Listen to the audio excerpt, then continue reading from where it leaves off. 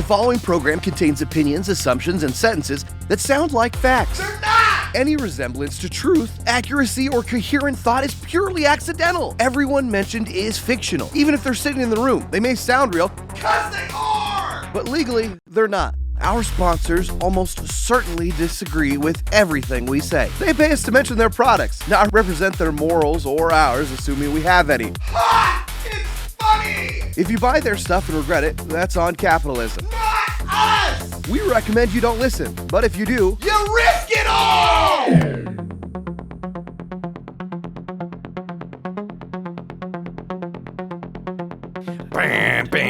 Live from our studio of madness. welcome to Loud Brain. I'm Seth. He's Colby. We're here. We're live every Thursday at 6 p.m. Eastern. I heard that. 11 p.m. GMT. Twitch, YouTube, Loud Brain Pod. It's gonna be a show. Everything's messed up. Hey. Patented fade out right now, Future Seth. That was great. Good job, Future Seth. You nailed it. Babe. Yeah. Okay, we're here. We're live. We're doing a show. We're here. We're fine. We're fine. What's up? Hey, hi. Hey. Mari's down here. Yeah. Mari, are you listening to the stream? Can you be? What? I want to know if tell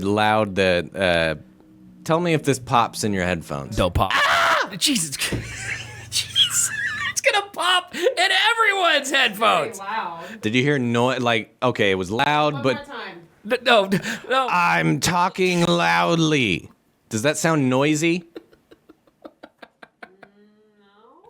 Okay, so Yeah, we're fine. the noise and top fine. outs that we're hearing Yeah. isn't going live. The whole OBS not playing the intro thing, Don't know about that. that's not good. No. That's bad. What do you mean? It was normal. You're right. You're right. And no one's here. No. I mean, Grimey's here, our director of business management. He's here. Yeah, no one's Platido Sunshine's here. Mari's here. And everyone who is here, you're legally obligated to say that everything went fine. It was 2 hours ago? Technically, yeah. 2.5 hours ago where I messaged you and I'm like, I forgot we unplugged everything. Yeah, Do we have a studio? The key to any studio that we've ever had is to, once it's set up, don't touch it. Never touch it. Yeah, Never touch it. clearly only problems happen. Things are broken. I'm not sure how to fix them. It's Nothing gonna be bad fine. can happen. It can only good happen. I've heard that's presidential of you to say, man. That's the That is best statement presidential. that man has ever made. Let's just get into it. It's episode 6. It's sometime in March. We're honoring the Japanese today because of Pearl Harbor. It's on my mind. Yeah. You know. So I got Kirin Ichiban. The Japanese, no surprise better than anybody, man. This little squiggly here, the one on the end. That's a line. That's at the beginning. That one's.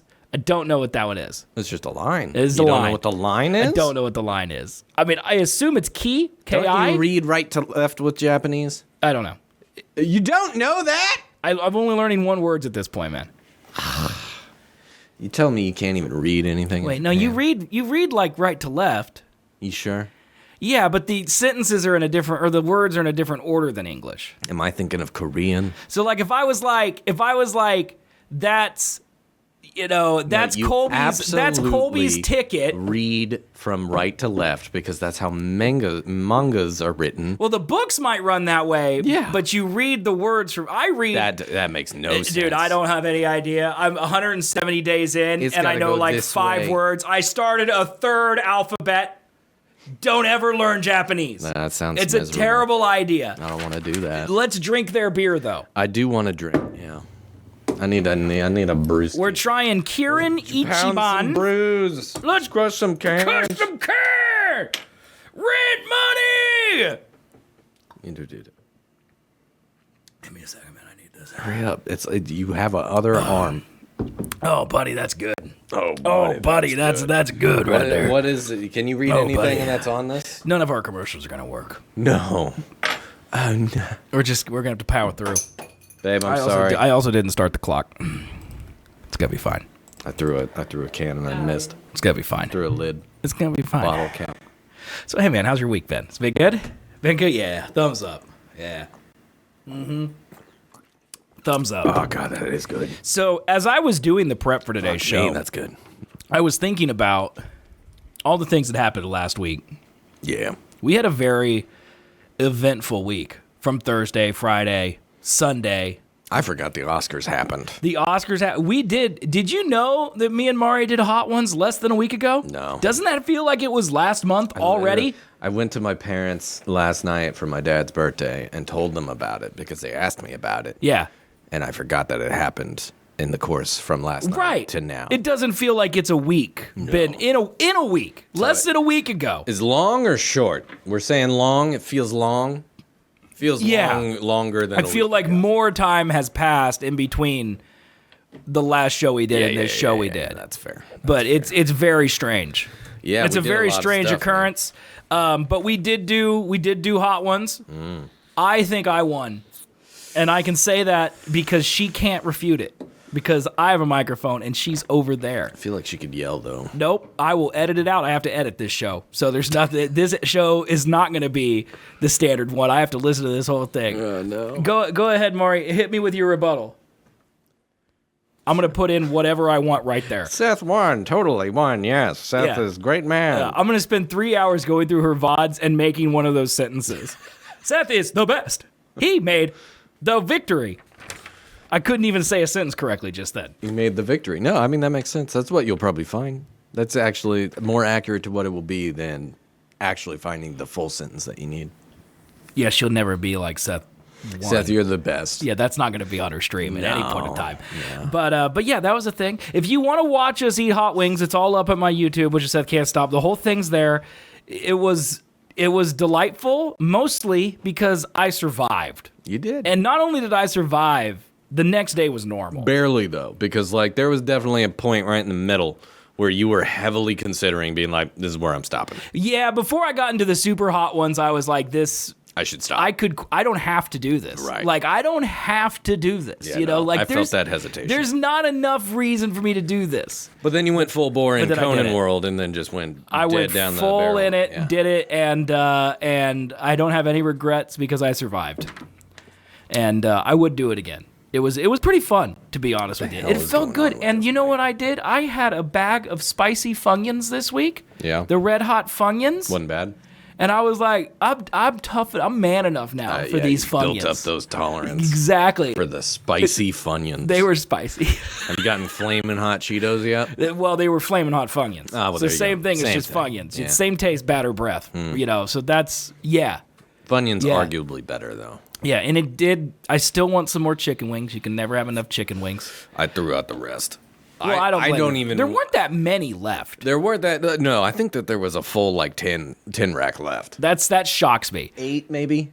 You had 30. I ate some wings. We ordered 40. How many sauces 10. did we have? We had 11 sauces. Okay, so I had at least 12 wings. Yeah, so theoretically you should have 8 left. Okay, that probably is about right. That's probably about theoretically right. 8. Yeah, because I think. Well, because she stopped doing wings at some point in time. She did like 2 of the last sauces just sauce. I think she did like 3 of them. Each. Yeah. Then, there might have been 10 left. And she was dying. Yeah. Because she had ingested a lot of milk and a lot of hot sauce. A lot of milk, yeah. Not a good night idea. Was not great after that. Yeah, see? No milk for me. I only had peanut butter and bananas. You had the one sugar nose and drop. Guacamole and I brought a lot of food. Sugar. Yeah, the sugar. Honey. Straight sugar. Honey. I had honey. A banana. Out of all those, which one worked the best? The guacamole. Really? Oh, for sure. Yeah, the guacamole, which was not ideal because I actually, I didn't really plan on what order to do them in because I didn't know what would work best. I thought about putting them in an order and being like, okay, if the banana is the best, I'll say the banana for last. Right. You know, so in my head, I figured ranch would work really good. Ranch would kill it because it's dairy. It's the only dairy I'd bring in.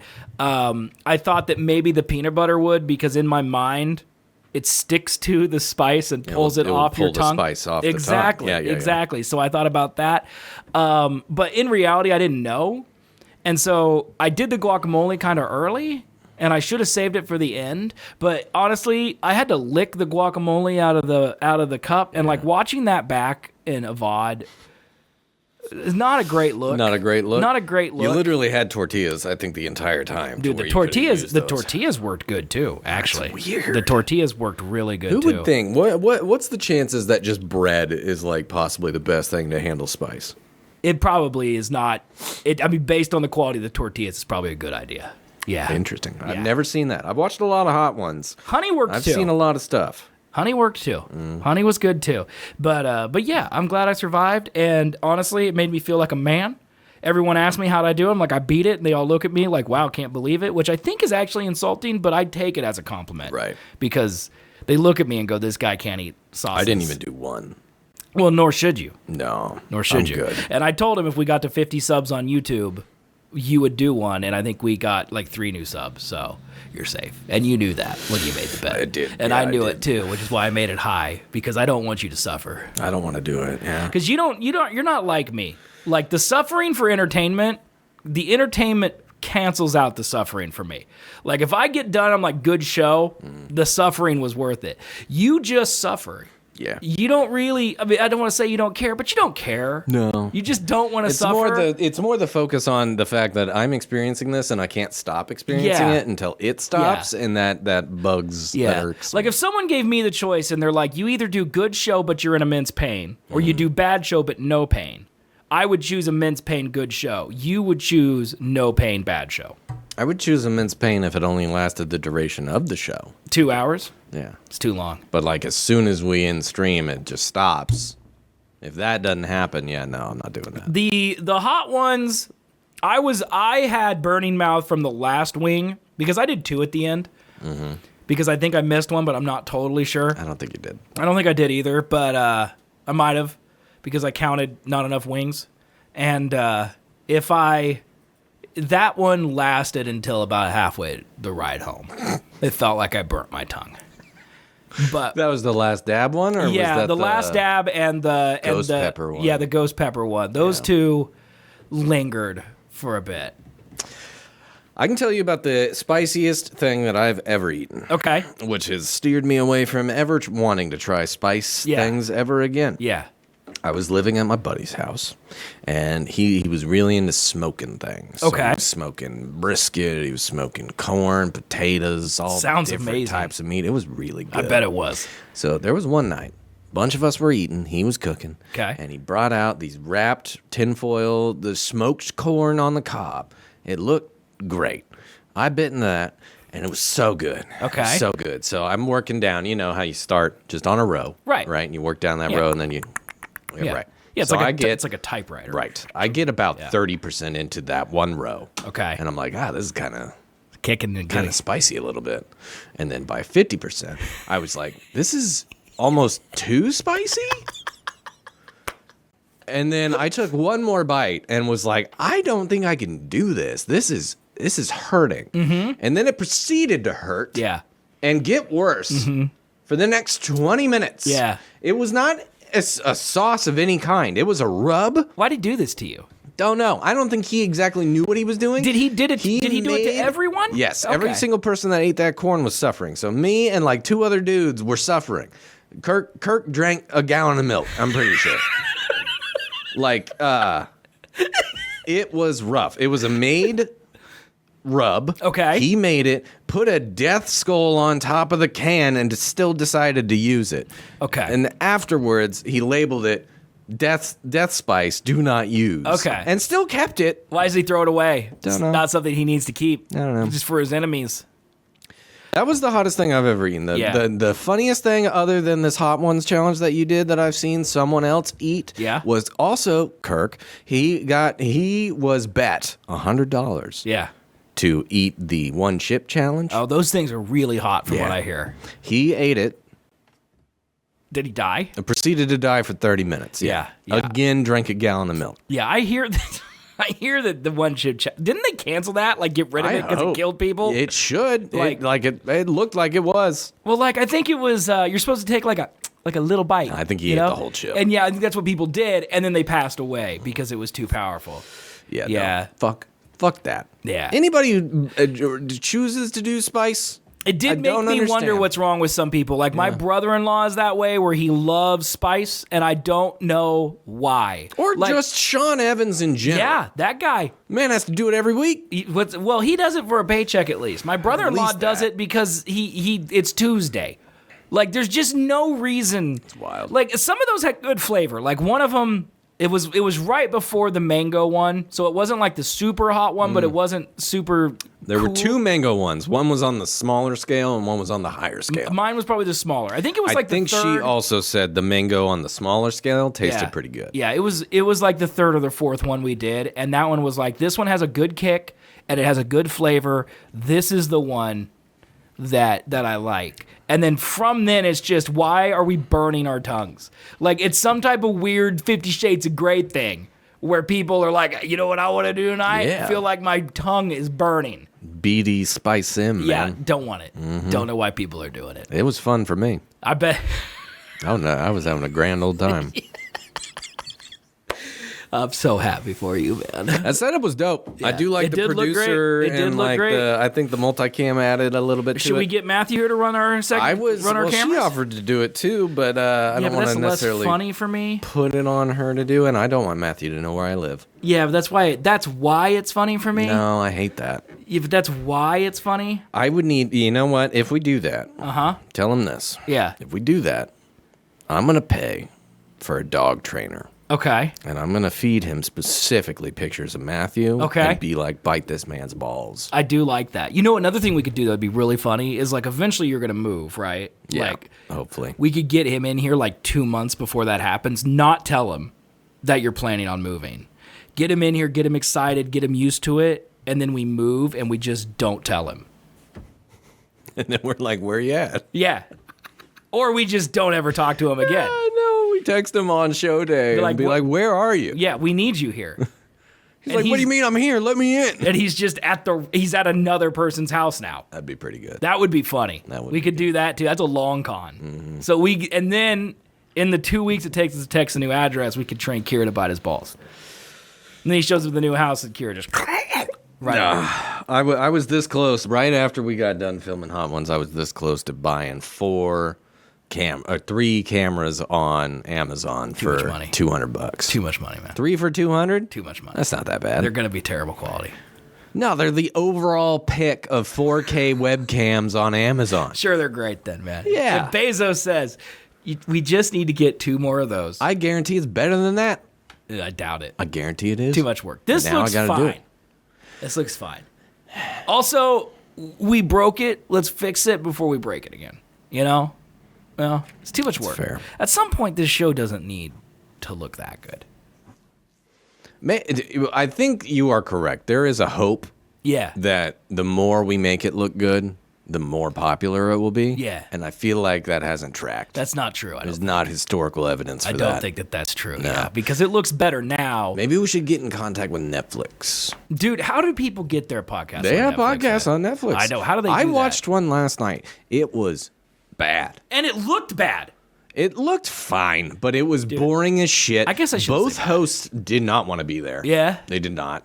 Yeah. It was a husband and wife, and the wife read the husband murder stories. Oh, God, one and of that those. intro was so, like, clearly tense of, like, I don't think they like doing this or being around each other. It's one of the two.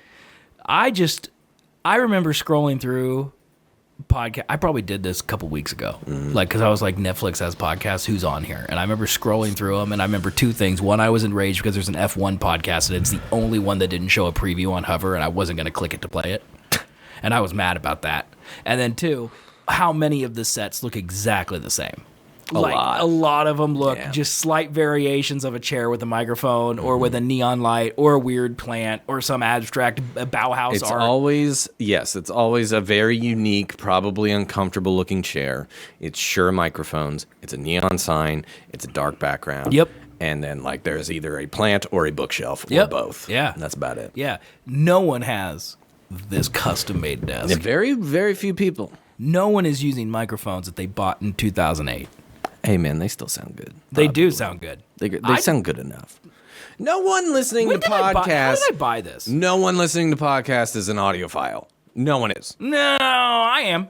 Yeah, minus you, but you don't listen to this. You're on it, but that doesn't mean anything. Well, I do listen to it, but two, I only listen to the most professional of podcasts. This one, not this, and Conan O'Brien. Those are the only two podcasts I listen. I mean, his is probably pretty good, right? Yeah, it sounds great. Yeah, it sounds great. Yeah, yeah. How did you get these mics? I mean, Amazon existed when you bought this shit. Did it? Yeah. Amazon existed since 2012. I bought these. When did I buy these? 2010. I don't really remember Amazon being a thing. That's what I'm trying to figure out. Are we in some type of time vortex right now? Because I'm pretty sure we bought these mics for the studio for when we did it in my first apartment. I don't think we bought these when it was still in your parents' house. No, probably. Well, I don't know. But if we did that, it would have been 2008, 2009. And you're telling me Amazon existed in 2009? No way. It had to have. Not these. No, not like this. I think it was still books then. I think it would have had to have. There's no way I would have gotten these mics otherwise. I don't know how I would have got them. B&H? B&H used to be where I would order video stuff. I feel like that was expensive. I mean, you could have also got these at Guitar Center. Yeah, it's possible. Yeah. I feel like one of the big benefits I got this mic at Guitar Center. Amazon was that it was cheap, and cheap was always a big thing. I could have got these at Guitar Center. That's totally. We did go to Guitar Center all the time. Yeah.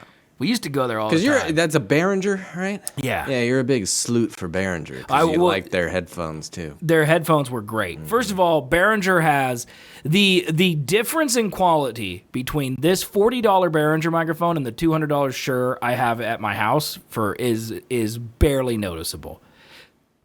It's barely noticeable. No one who listens to podcasts is audiophile. That's what I just said, a wise man once told me that. You can't take what I just said and be like, look at this brand new sentence I just discovered. I just said a wise man told me that. Me, motherfucker. Yeah, that was you. me 5 seconds ago. I'm saying you're a wise man. I know. I am here. I am me. I know who I am. What is it? I take it all back. No longer wise. I'm a dude playing a dude disguised as another dude, all right? Okay, all right. Sounds great, man. What is happening? I don't even know. Don't even know. Did you see that photo? Somebody posted this after the Oscars.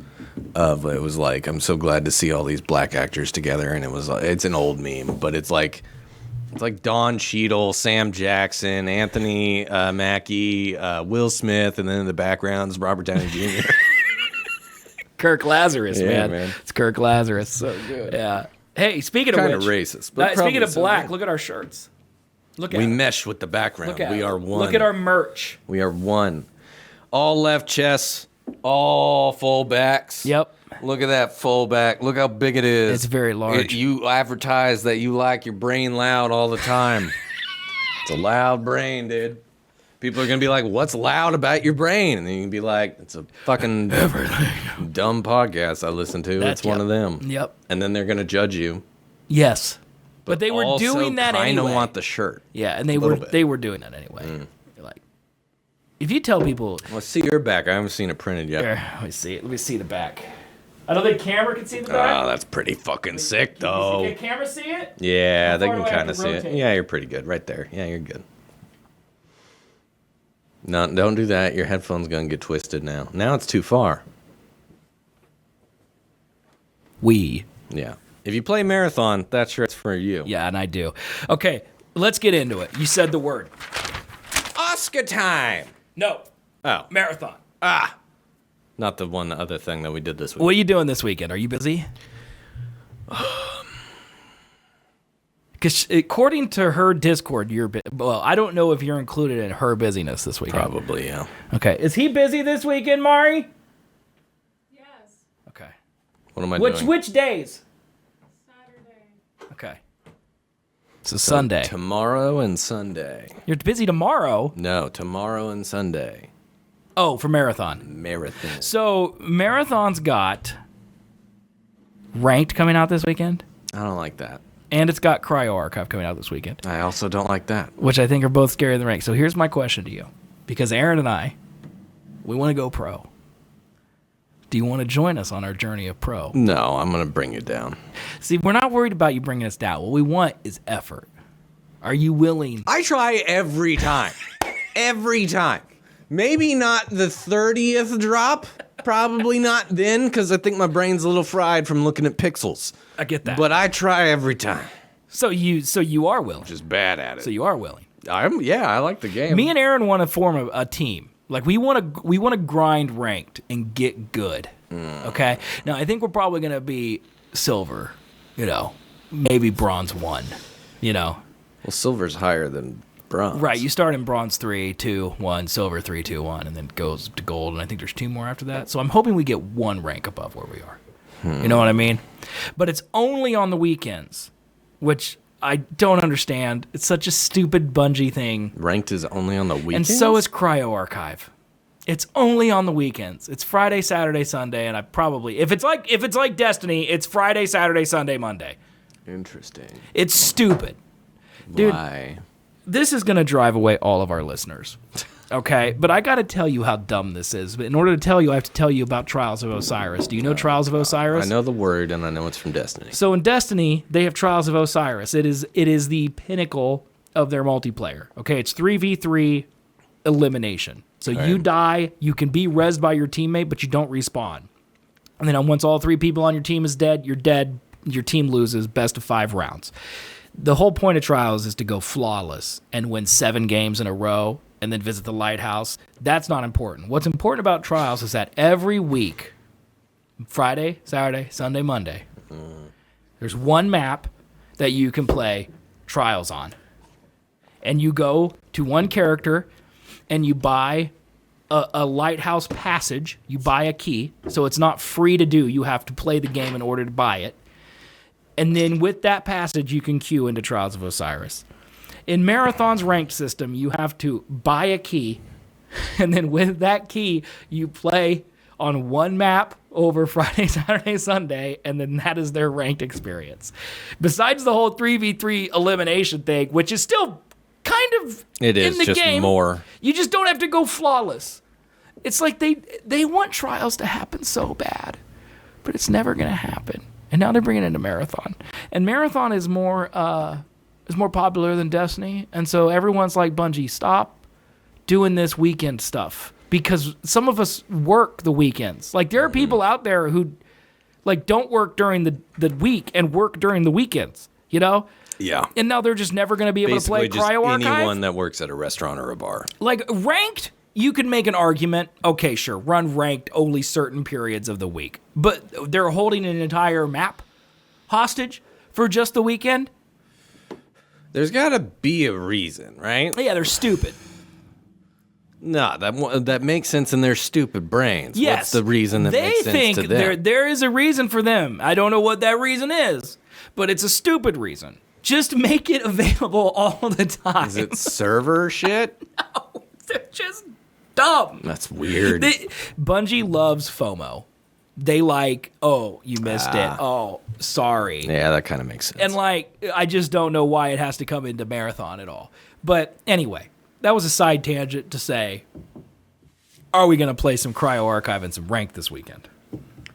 Because Brian, we alternate you two. Brian and you get swapped out because we don't want either of you to feel left out, okay? Sure. And I would leave Aaron out, but he's my son and he yells at me. Yeah. So I can't leave him out. But Brian has made it explicitly clear, no sweating. He's not interested. That's a whole game, though, is sweat. Right. Like, it's not like Raiders. No. There is no chill. No. Dude, it's so weird to watch Arc Raiders now. Like, I've only been watching and playing Marathon for like 2 weeks, and I watched an Arc Raider stream. And like, I mean this with love, because I do love Arc Raiders. I glaze Embark harder than anyone else, okay? It looks like the dumbed down version of Marathon now. Like, everything about it is just so simplistic, and that's really a knock against Marathon's complexity more than it is against Arc Raider's simplicity. Let's not get to hoity-toity. What do you mean complexity? Dude, give me an example. When you heal, there's one healing item. When you just heal item, you know? Like, there's in Arc? Yeah. Oh, okay. Like, I mean, there's different healing items, but like in Marathon, you have how many freaking bags of consumables.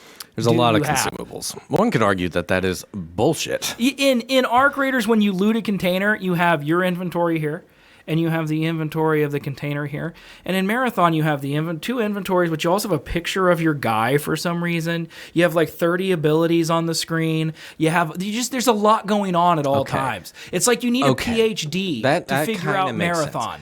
Complexity, I would argue, it might be in places a bit too complex. Marathon. Like, complexity isn't by itself a good thing. Yeah, like, I agree. It needs to be a little bit narrowed down. Yeah. Like the perks, I think, are a thing. Yes, they sure are. Every single one of them. But here's my thing, and this is the confusing part to me.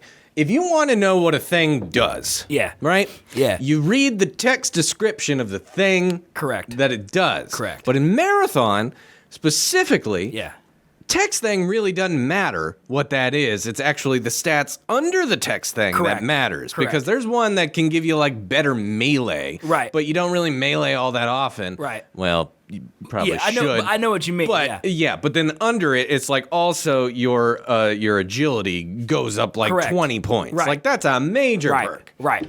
And like I'm just looking in the wrong spot as to figure out which ones are. Well, in Arc Raiders, you have a backpack augment and you have a shield, and those are the only two things you're bringing in. Yeah, my brain likes that better. Though. And then Marathon, you have cores, and then you have a leg, an arm, and a head implant, and then you also have the backpack, and then it's a lot. Then you also have the shield, and well, it's a lot. So the only reason I would say.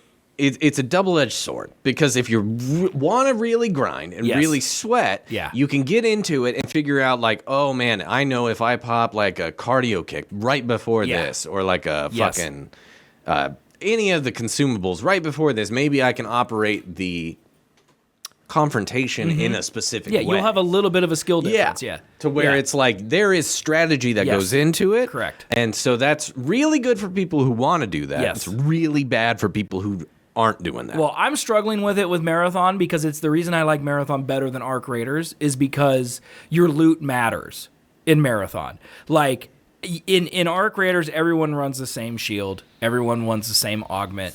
Like most of the loot in that game is just to craft the same things. Everyone's running the same 3 guns. Everyone's like, it's very meta-ized because it's simple. There's just not a lot of loot. And again, it's not a bad thing. Okay? I want to be very clear. I'm not dogging Arc Raiders. But in Marathon, there's 6,000 different things. Like, I still haven't even got a purple item. Like, I've never even equipped a purple shield. I've got 2 purple items. I mean, it's crazy. I don't know what I'm going to do with them. And so I hate that because I want them all. But then I also love it because there's stuff to shoot for. But then I'm going to get that thing, and then I'm going to not want to lose that thing. That kind of makes sense, because I would agree in the fact, like, I've been seeing comments about Arc, and people are saying it's getting a little dull. Yeah. It's starting to happen. That's why I quit playing. Right. Like, I quit playing before Marathon even came out, because I was like, there's nothing to do. Right. I can only shoot wasps for the same loot so many times. Like, I'm just... And I don't want to talk for her necessarily, but she literally logged into a new Arc Raiders account under my name to do a PvP account to where she won't fuck up her lobbies. Yeah. She did it one time and then did not feel good about it and then stopped. Yeah, it does feel bad to kill people in Arc Raiders. Where it's like, I mean, what do you do at a certain point? Yesterday I was playing Marathon with me, Aaron, and Brian. Okay. And I did something in that game that I would never do in Arc Raiders. Okay. So not a lot of people use proxy chat in Marathon. I use it all the time. I don't know how to. Okay, we should figure that out. But anyway, we're in the hauler, okay? Those of you who play Marathon, you know the hauler. It's evil. It's a place of evil. Yeah, you holler when you're in there. Another team, we hear them show up. We're inside the hauler. We're waiting. We see them through the window. We lock eyes. I go, hey, like on proxy chat. And they go, hey. And I'm like, what's up? Like, well, you know, just looting. And I'm like, and then Brian's like, I'd like a Big Mac with an order of fries and like this. And they're like, oh, our ice cream machine's down. And then I do this whole bit about the ice cream machine always being down. You know, it was really funny. Should have been there. But while this was happening, Aaron was on the second floor sneaking around the top to get an angle on this team. And then I'm like, okay, So what are we doing? Are we fighting or are we leaving? And they just stood there silently. And I'm like, so they've chosen death. Okay, I gave them their choice to leave. So then I tell Brian, keep them talking. And then I sneak around.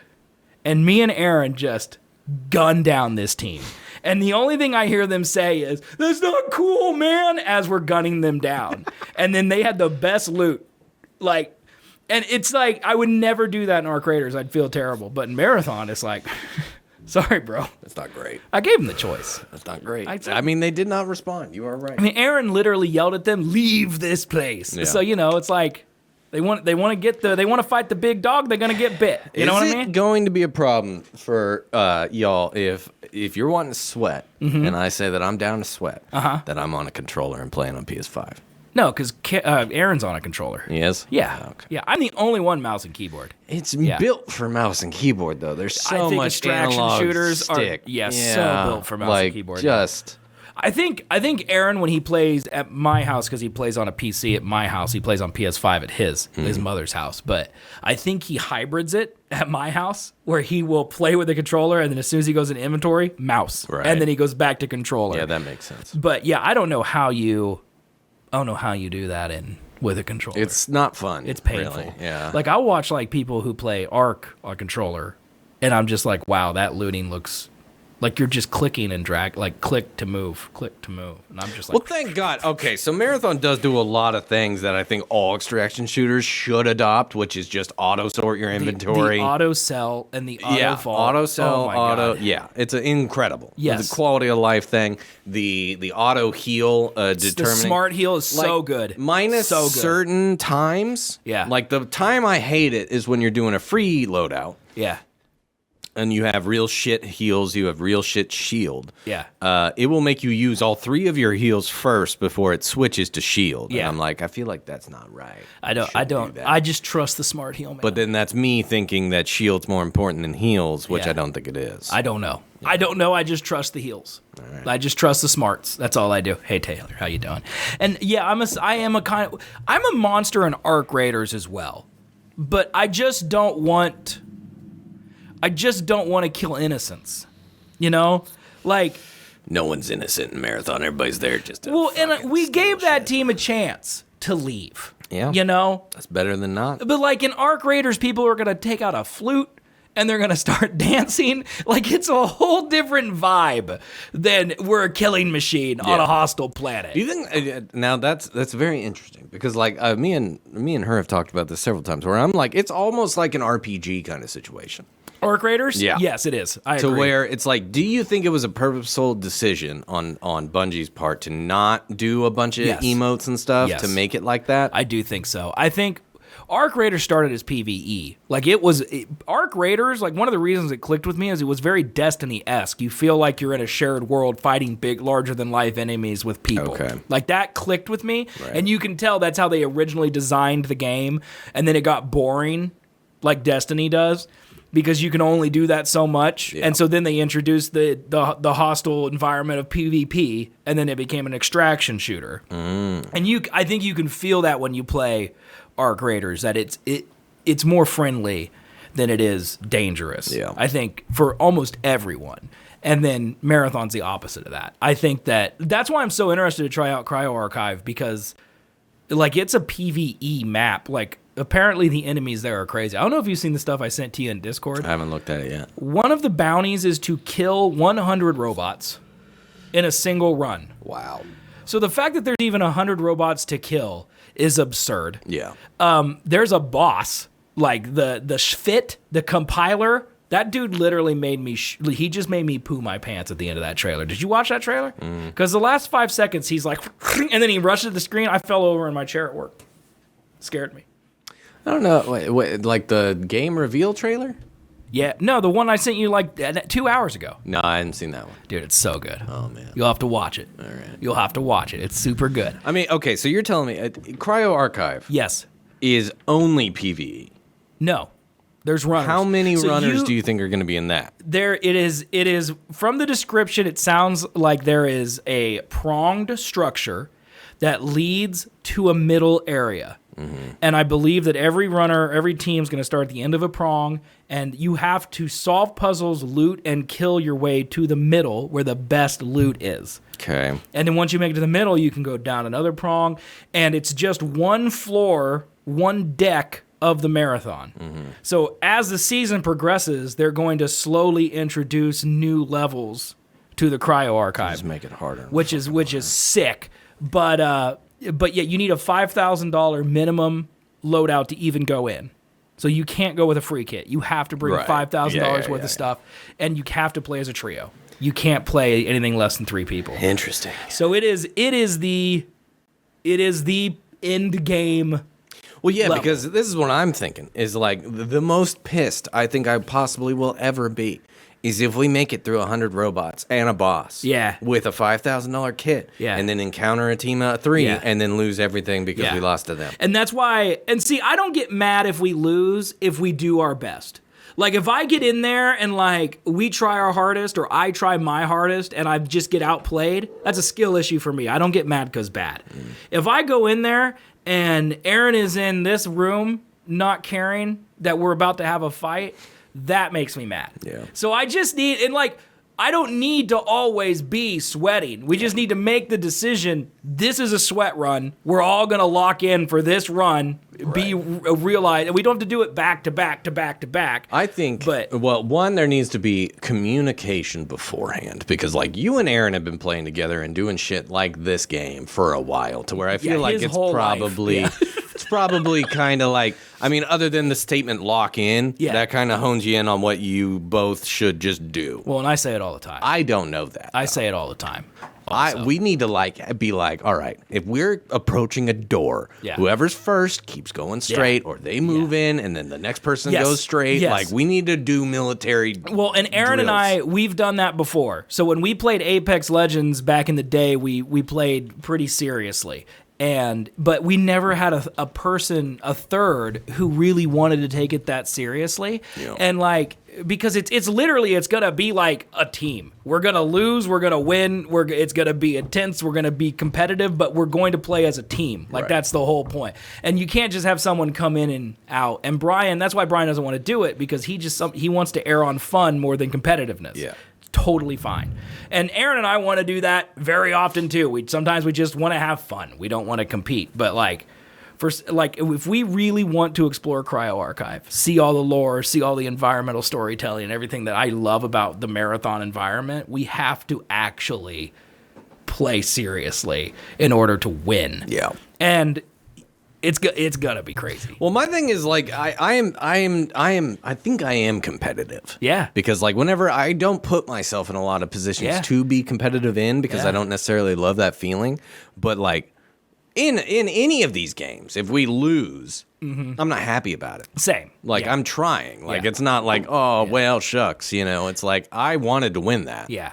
But there is a difference between, like, running in with a free kit and running in with, like, a stat kit and being like, yeah, I'm trying. I don't get mad. If we're just having fun and we have a fight and I lose, I get mad at me for sucking, but I don't get mad at the others because there's no expectation of winning, you know. But, like, yeah, like, if it's kind of just a loot run or we're on a quest kind of thing, then that's different than, like, we're here to kill and be a death squad, and people weren't locked into that. Yeah, I get that. Yeah. I'm very excited to check it out. The times when I get pissed are when we run in there with a full kit and just get eviscerated out of fucking nowhere. That destroys me. I'm never going to Dire Marsh ever again. That was I'm the never worst. Going there. That was like 2 in a row. I brought in a pretty good kit. Dude, just eviscerated. Last night we went to Dire Marsh, and there's 6 total teams that spawn on Dire Marsh, so there's 5 other teams, including you. Yeah. And we killed 4 teams. And then we bring in a loot key. It's the first time we've ever done a loot key. We open up the loot room. We're sitting there. I go, hold on. I hear feet. Rook walks in. Immediately destroy the Rook. Okay? And then we're like, all right, we're good. Because there's only 1 team left. Yeah. So what are the chances? And then another team hears us shoot that Rook, and they push us, kill us, take the loot. And then all of the loot from killing the other teams is now their loot. Yeah, that's right. And we got big, and I was so mad because like I laid all these claymores and the robot set them off, the freaking clankers. It enraged me. And then I had another game where I ziplined to the roof and died like a dumbass. And then I'm just like, well, now we lose and it's my fault. And that kills me, makes me angry because I suck. But yeah, the strategy, the third party is the correct way to do it. For sure. And I don't know if we're going to be able to do it on Cryo Archive, but I don't think so. It doesn't sound like it. So tomorrow night. Unless you just are the slower one. Yeah. Well, they're giving us a free kit, a $5,000 free kit for the first time you want to try Cryo Archive. So you can go in and experience it fresh without having to worry about losing your kit the first time. So they're giving everybody that wants to try it a free kit. And then after that, it's $5,000 minimum to go in. So it comes out tomorrow afternoon. So tomorrow evening, if you want to play it, that's wild. Be fun. I think it'd be fun to stream, dude. And then Saturday, I'll just play Death Stranding all day.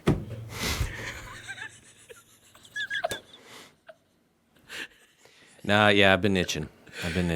Dude, it's been a busy week, dude. Yeah. I'm tired of this shit. Last night was the first night I played Marathon since... Did we play Sunday? Did me and you play Sunday? Yeah, we played before the Oscars, yeah. Okay, so that was the last time that I played. Yeah, pretty wild, man. All right, well, let's take our first break, then we'll come back and talk about the Oscars. So give us a second, we'll be right back. All right, we're back. Thanks, everybody, for waiting. No commercials today. They don't work, so now we're in segment number 2. Well, you didn't like that?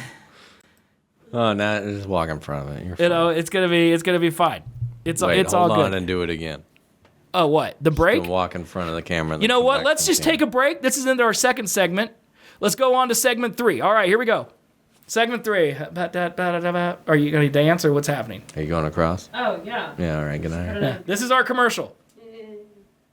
Perfect. And we're back, everybody. Thank you to our sponsor. Lounge Brain. Thank you. Get your merch. It's nice shirts. Yeah, get some nice Fits shirts. dope. It's cool designs. Help! Give us money. You get shit for the money. Making all this cool goddamn merch and no one's buying shit. It's very upsetting. I'm going to have a second. I get times are tough. But, like, everybody buys new apparel, buy a shirt. People need to start looking at it this way. Times are only going to get worse. Yeah, they're going to get a lot worse. So you better buy it now because of maybe one day you won't be able to afford it. And then you're going to be like, absolutely. I wish I had a shirt, but I'm too poor now. Yep. Okay? And you should have bought it now instead of then. I was thinking I had to fill up my tank, and I was like, do I try to... $50 Do I try to wait it out? Made me want to die. Do I try to wait it out until they do some easing it's only going to get worse. But then I was like, it's probably going to get worse. Mm-hmm. So then I got it when I did. I had 20 cents off, so I paid $3 a gallon. That's mine. $3 a gallon is how much it was 2 weeks ago. Yeah. You would have got it for $2 a gallon. Yeah. 3 weeks ago. Yep. With that discount. Yep. Oh, yeah, Iran just blew up a big old Qatari oil field or some shit. Plowed. That was like 15% I saw that. of their They said they're not going to recover thing. for like 4 years or something like that, dude. Yeah. I don't know why Venezuela exists. It's great. Just it's like soft fuel. Or what was the word you used? Yeah, For we Venezuela? can't refine it here. Because it was a different slurry or something? Yeah, we like thick slurry in America. That's what it was. It was thick and thin. Theirs is yeah. We like very liquidy. We like our oil thick, just like we like our women in America. Most of the oil that we actually get out of the ground here, we can't produce because it's also it seems like more really liquidy. Bad planning on our part. We didn't know that we had a lot of oil here. So back in the day when we built lose satellites? No, back in the day before satellites existed. Go ahead. Hold on, let's take a break. All right, we're back. Before satellites existed, we built oil refineries for the oil that we were buying from the Middle East where they were already having Why oil. did they know before we knew? Because they dug into the ground Well, why and then weren't we got doing that, spurted dude? in the face. Why weren't we doing that? I mean, we did do that, technically. Just a lot more area to dig. Yeah, There Will Be Blood was a thing. Yeah. So you're telling me that drink your milkshake guy, we didn't actually use any of his oil? I think it was more of a fact of why would we do it here when we could buy it elsewhere and then we don't have to have oil fields everywhere. I think it was an elitist kind of thing. Well, that didn't pan out.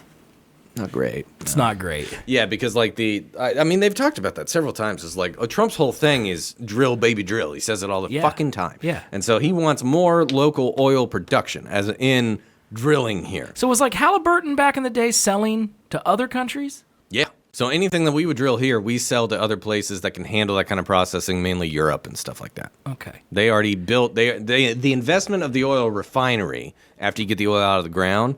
That's too much money for the oil companies to justify because they don't know how long with the up and down of like left president, right president, left president, if they will restrict oil drilling here. Because we're drill baby drilling now, but we may not in 5 years. Yeah, why would you invest in a $30 million oil refinery or $30 billion oil refinery if you're not going to have oil next term? So what you're telling me is that on the other side of the world, we have a thick oil that we like. Yes.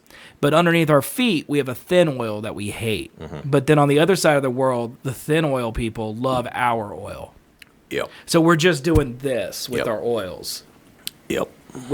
Okay. Doesn't make a whole lot of sense, but that is what we're doing. Okay. Times in history, man, it's a thing. It's stupid. At some point in time when all the oil was going on, everybody was like, all right, we need to make a lot of refineries. It's probably out of the fucking Great Depression. What about Standard Oil? What about them? What about them? They sell? They didn't do anything with Well, I think they drill and then they sell it. They sell it, but not in America. Right. That's the dumbest thing I've ever heard. Also, I might be completely wrong, but I've read a book on this once. Help me invest in coconut oil. We need to convert to French fry oil. I love all the different types of oil that we could use. A lot of oil. Yeah. Oil. Yeah. Get that oil. Anyways, there's a war going on. It's bad. There sure is. You know, speaking of wars going on. Marathon. I've been watching Paradise. Uh-huh. Okay? I watched the first season of Paradise in a 24-hour span. It's pretty good. So I watched 4 episodes on Tuesday night, watched 1 over lunch, and then watched the remaining 3 last night. Yeah. So I'm done with the first season. And I cannot believe that the whole world was just taken out by a big volcano. Like that's what did it. A big volcano did it. I was 1, mad they killed a guy I liked, and 2, volcano. I thought it was like a nuclear war, and it's just a big volcano. Did you forget this?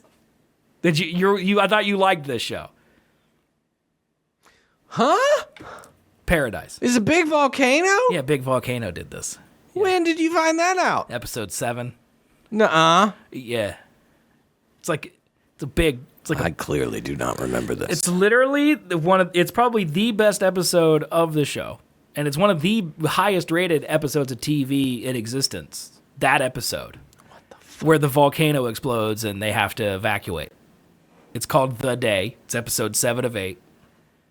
How do you not? Oh, that's the one where they actually go through like when he like leaves the White House and stuff.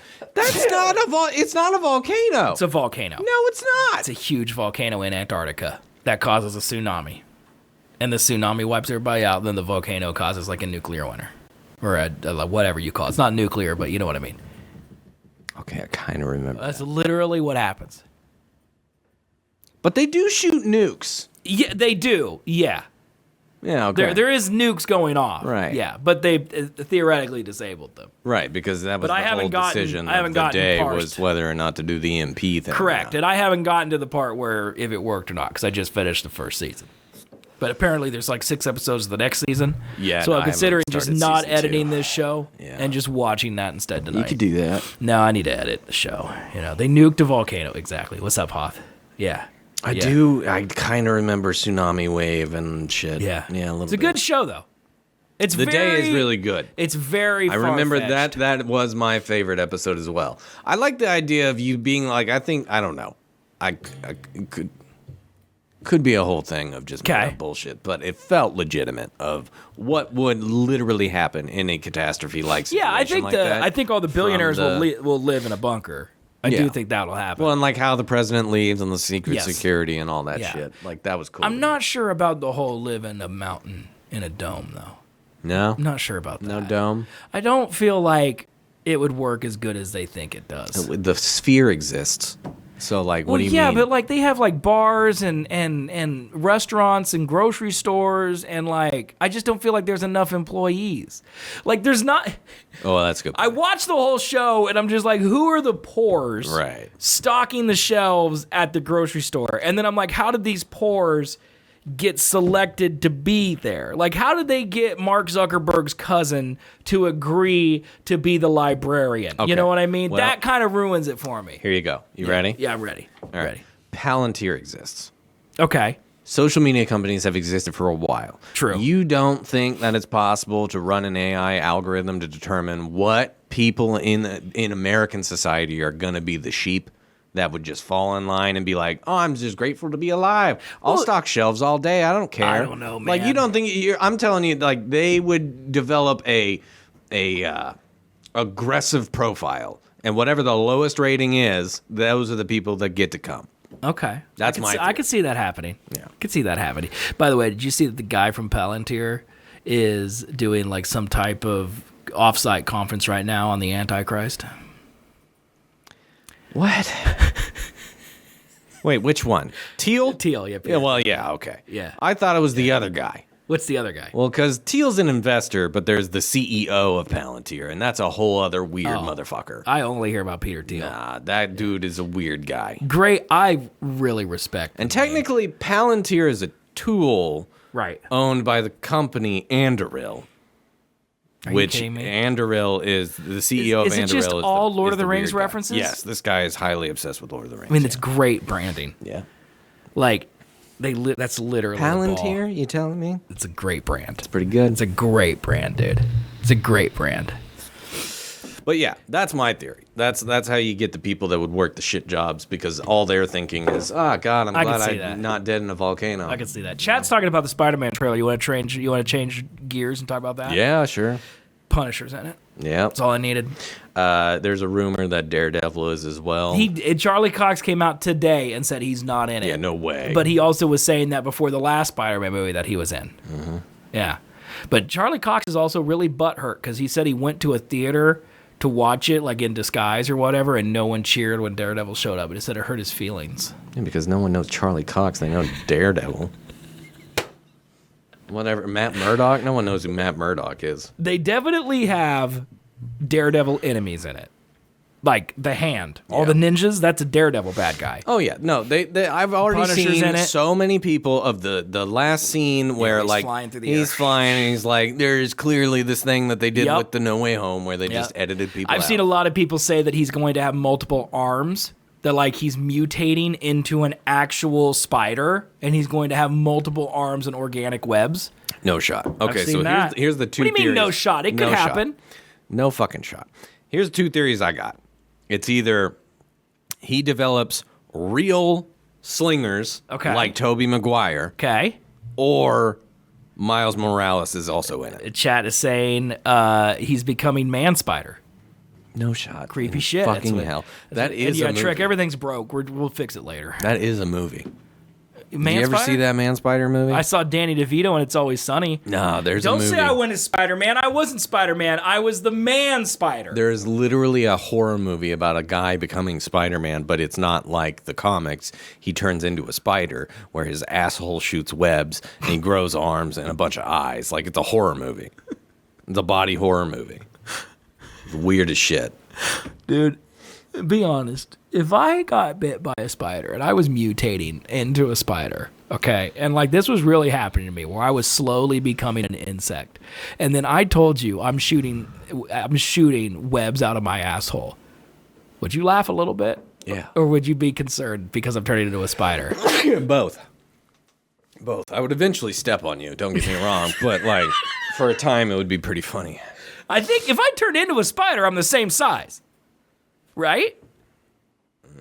Man Spider would say, yeah, probably. You'd be the size of a man. Yeah. Yeah. Yeah.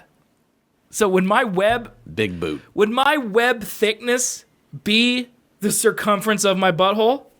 Probably, yeah. Like, would I shoot ropes 2 inches thick? I don't know about 2 inches. It spreads pretty big, dude. I've made some big logs. I don't know about you 2 what I mean? inches, but it would definitely be thicker than a normal spider's web, yeah. You know what I mean? Yeah. You're thinking about it right now, I aren't don't you? I don't want to think about your asshole shooting 2-inch. Well, think about yours. It'd be pretty thick, right? Nah. Wouldn't be thin. Yeah, like a 1/4 inch, No, maybe. dude. I've like after a hearty steak, I'm telling you. That's poop. This isn't poop, though. It is, though. This is your isn't. new poop. You This tell me is I not poop poop. and shoot web out of the No, same you would just have hole? another hole. You ever seen The Boys? Wait, you got 2 holes? You ever seen The Boys? Does that mean if I was a woman, I'd have 3 holes? Yeah. Holy shit. You've never seen The Boys, right? No. Okay. No. There's a Spider-Man character in it, and he has a 3rd hole. The second hole. 2nd hole. Technically pee hole, so 3rd hole. Okay. Well, that means 4th hole for women. What if it was your dick just being like, psst, psst. That'd be sick. You could aim it then. Yeah. I guess you could aim your butt, too. It would be harder, though. Oh, no. Chad is having an entirely different discussion than we are. We went really off the rails there. And it's my fault. I will take responsibility for it. No, I will say, out my of fault. like, let's see. I saw the Thunderbolts trailer. Yeah? Kind of looked good, but I was skeptical Okay. because they were right off their bad streak. I saw Fantastic Four trailer. I was like, that's going to be bad. Okay. I saw this trailer, and I'm like, that looks good. Okay. Okay. I'm kind of in. I think it's going to be good, too. Yeah. I think it's going to be good. I hope. Dilla, thank you for resubbing, by the way. He wants to hear more about my big butthole, and he paid money, so. 2 inches. Yeah, huge. You can fit a baby's fist in that.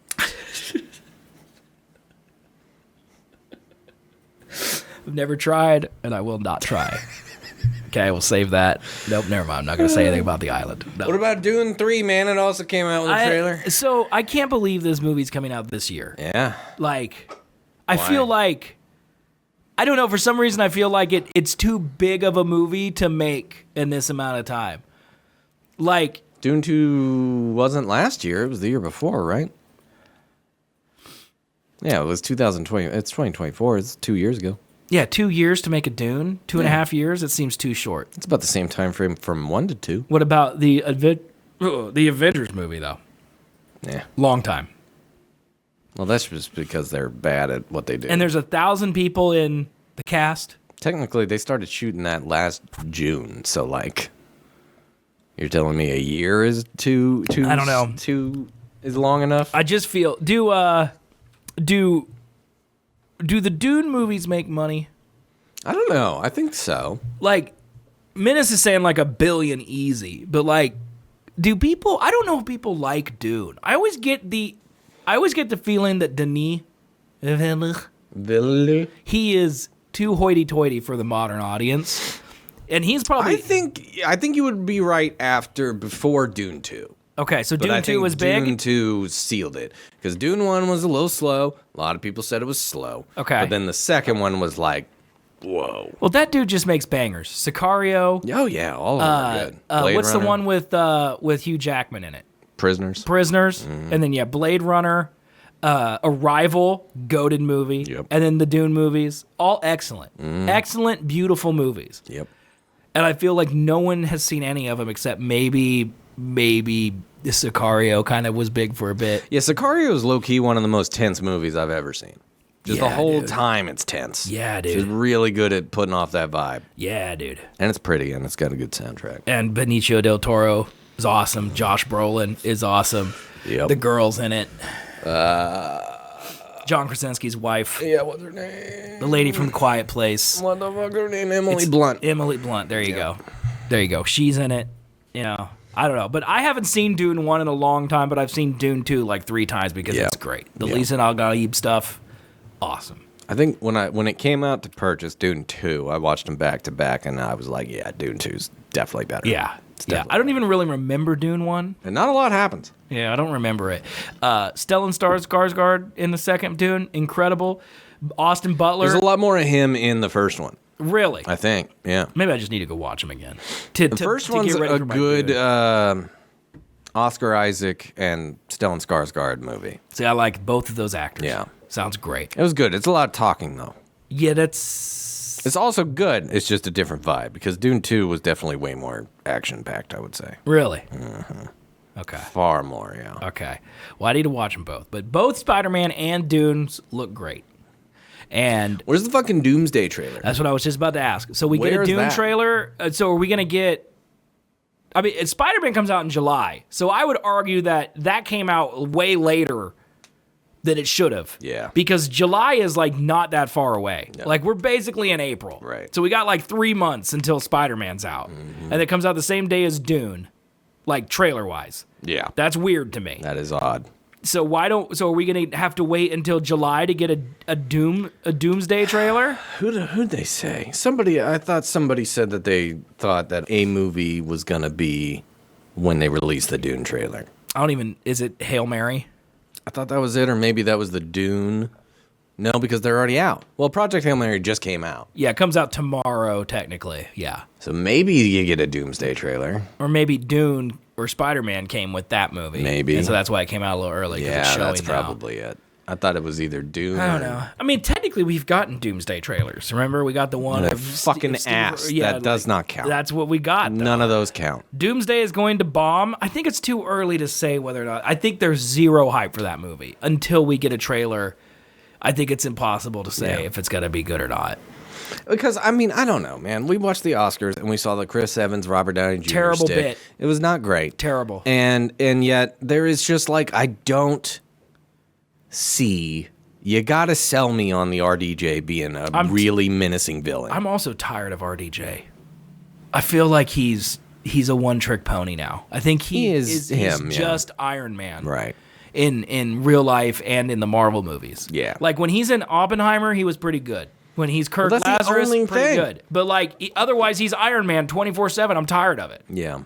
I don't like actors who don't act. Well, I mean, Sherlock Holmes and like Doolittle and When's stuff. the last time that happened? That was like 15 years ago, bro. I mean, yeah, kind That of. was like 15 years ago. Also, what's going on with Pedro Pascal's face? What's happening with that, man? He's beardless. Explain that to me. What's this? What's this going on? Oh, has he got a jowl? Oh, yeah. Oh, I didn't even notice it was the jowl. really bad at the Oscars. Well, that's part of the reason that you grow beard is to cover up that whatever jowl. award he was presenting, whoever won it was a tall white man. Okay. Who was older than him. Okay. And his neck looked perfectly fine. But then compared to, like, Pedro standing right next to him, and it's just like, you got old man turkey neck. Yeah. Yeah. That dude, I don't know. Ozempic? I don't know. Something. I don't know. Crack? I don't like the Ozempicness of celebrities now. All of them are stick skinny. I'm very pro Ozempic. Like if you're overweight and struggle, take Ozempic. Like Totally Melissa fine with McCarthy, that. I think she looked great. It's a great example. Like if you're an unhealthy weight and you use Ozempic to get healthy, awesome. But if you're already healthy and then you use Ozempic, that's a problem. Like I don't like this really up with skinny him, people. Dude. I don't know if it's like if you're just that way when you bulk, like because like he had to bulk for Mando. Yeah, maybe the your skin fucking just gladiator flaps. guy kind of looked like that too. He looked a little scrawny. Yeah. like scary scrawny, not normal scrawny. Yeah. To where it's like maybe you just get sick of eating and then you stop eating. I do think Ozempic it kills your appetite. Yeah, But don't take it. Or like Plotado says, like you got to keep the shape. Like hit the gym, you know. right. Fill in that less fat with muscle. I don't want to do that. Though. You can't build muscle. I'm a normal person. as I don't fast as wanna do that. Ozempic makes you lose fat. I don't think. Probably not. No. Like I think Ozempic like kills your weight and like your muscles. Just there's no. You don't have to take it. No, you don't. No. The amount of GLP-1s or whatever that are being advertised and on the Yeah. market now, it's Yeah. ridiculous. Dude, when we watch the Oscars, which is the first time I've watched live TV Yeah. since possibly the Oscars. Well, the Super Super Bowl. Bowl. But other than that, Super Bowl was a great example. It was Yeah. AI, GLP-1s. yeah, it's just medicine. Food. Oh my God, it's so Medicine. annoying, dude. And Lot of all of them have to have a medicine really bad song. I fucking nailed our medicine commercial. It's exactly You the same did. vibe. I would love to play it, but it doesn't work. So, should we try it? Let's see if... Oh, I can't try it because we'll play 2 minutes of ads. And death. Yeah. Yes, death. Buy a shirt. Oh my God. But, yeah. Dilla, we're having Kirin Ichiban Premium Lager from really good. Japan. Although it does say product of the USA on it. But I feel like that's because of the importing, right? Right? Probably distribution, yeah. We had a really rough start, so I actually didn't give this beer its due. Kirin Ichiban is the pinnacle of our century-long quest for a beer more perfected, where the finest ingredients meet the attention to every detail. Brewed and bottled by Kirin Brewery, Fort Collins, Colorado. Is this a cultural appropriation beer? It's possible. Unless it's owned by a Japanese man. Like, does this beer have nothing to do with Japan? Where are we sitting percentage-wise on this motherfucker? 5%. Yeah, that's not bad. No way to know. It was sitting next to Sapporo, which is a Japanese beer. Now I have to look it up. I would say probably then, right? Now I have to look it up. How do I do this? Kirin Ichiban. Let's look up the Wikipedia, dude. Let's see.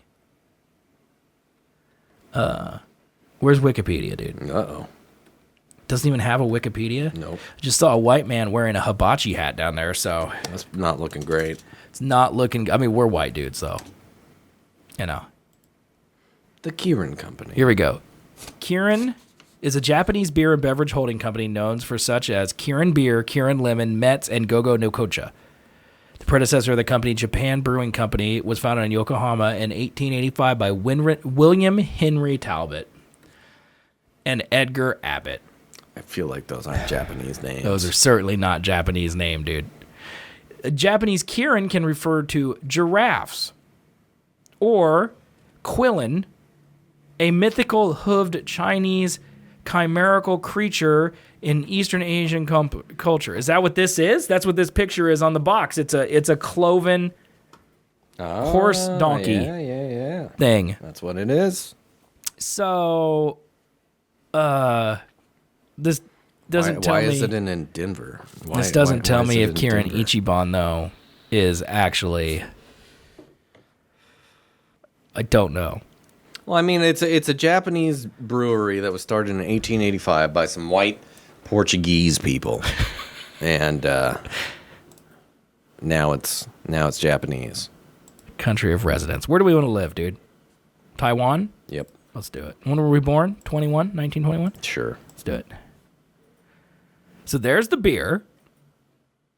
Do you think if you put any date say older it's than like Kirin's. 1901, they're going to be like, are you sure? I don't think they care at all, dude. Yeah. Okay, so it does appear that it is Japanese. It does appear to be Japanese. Okay. Thank goodness. Brewed out of Denver, Colorado. We dodged a bullet there, dude. You know?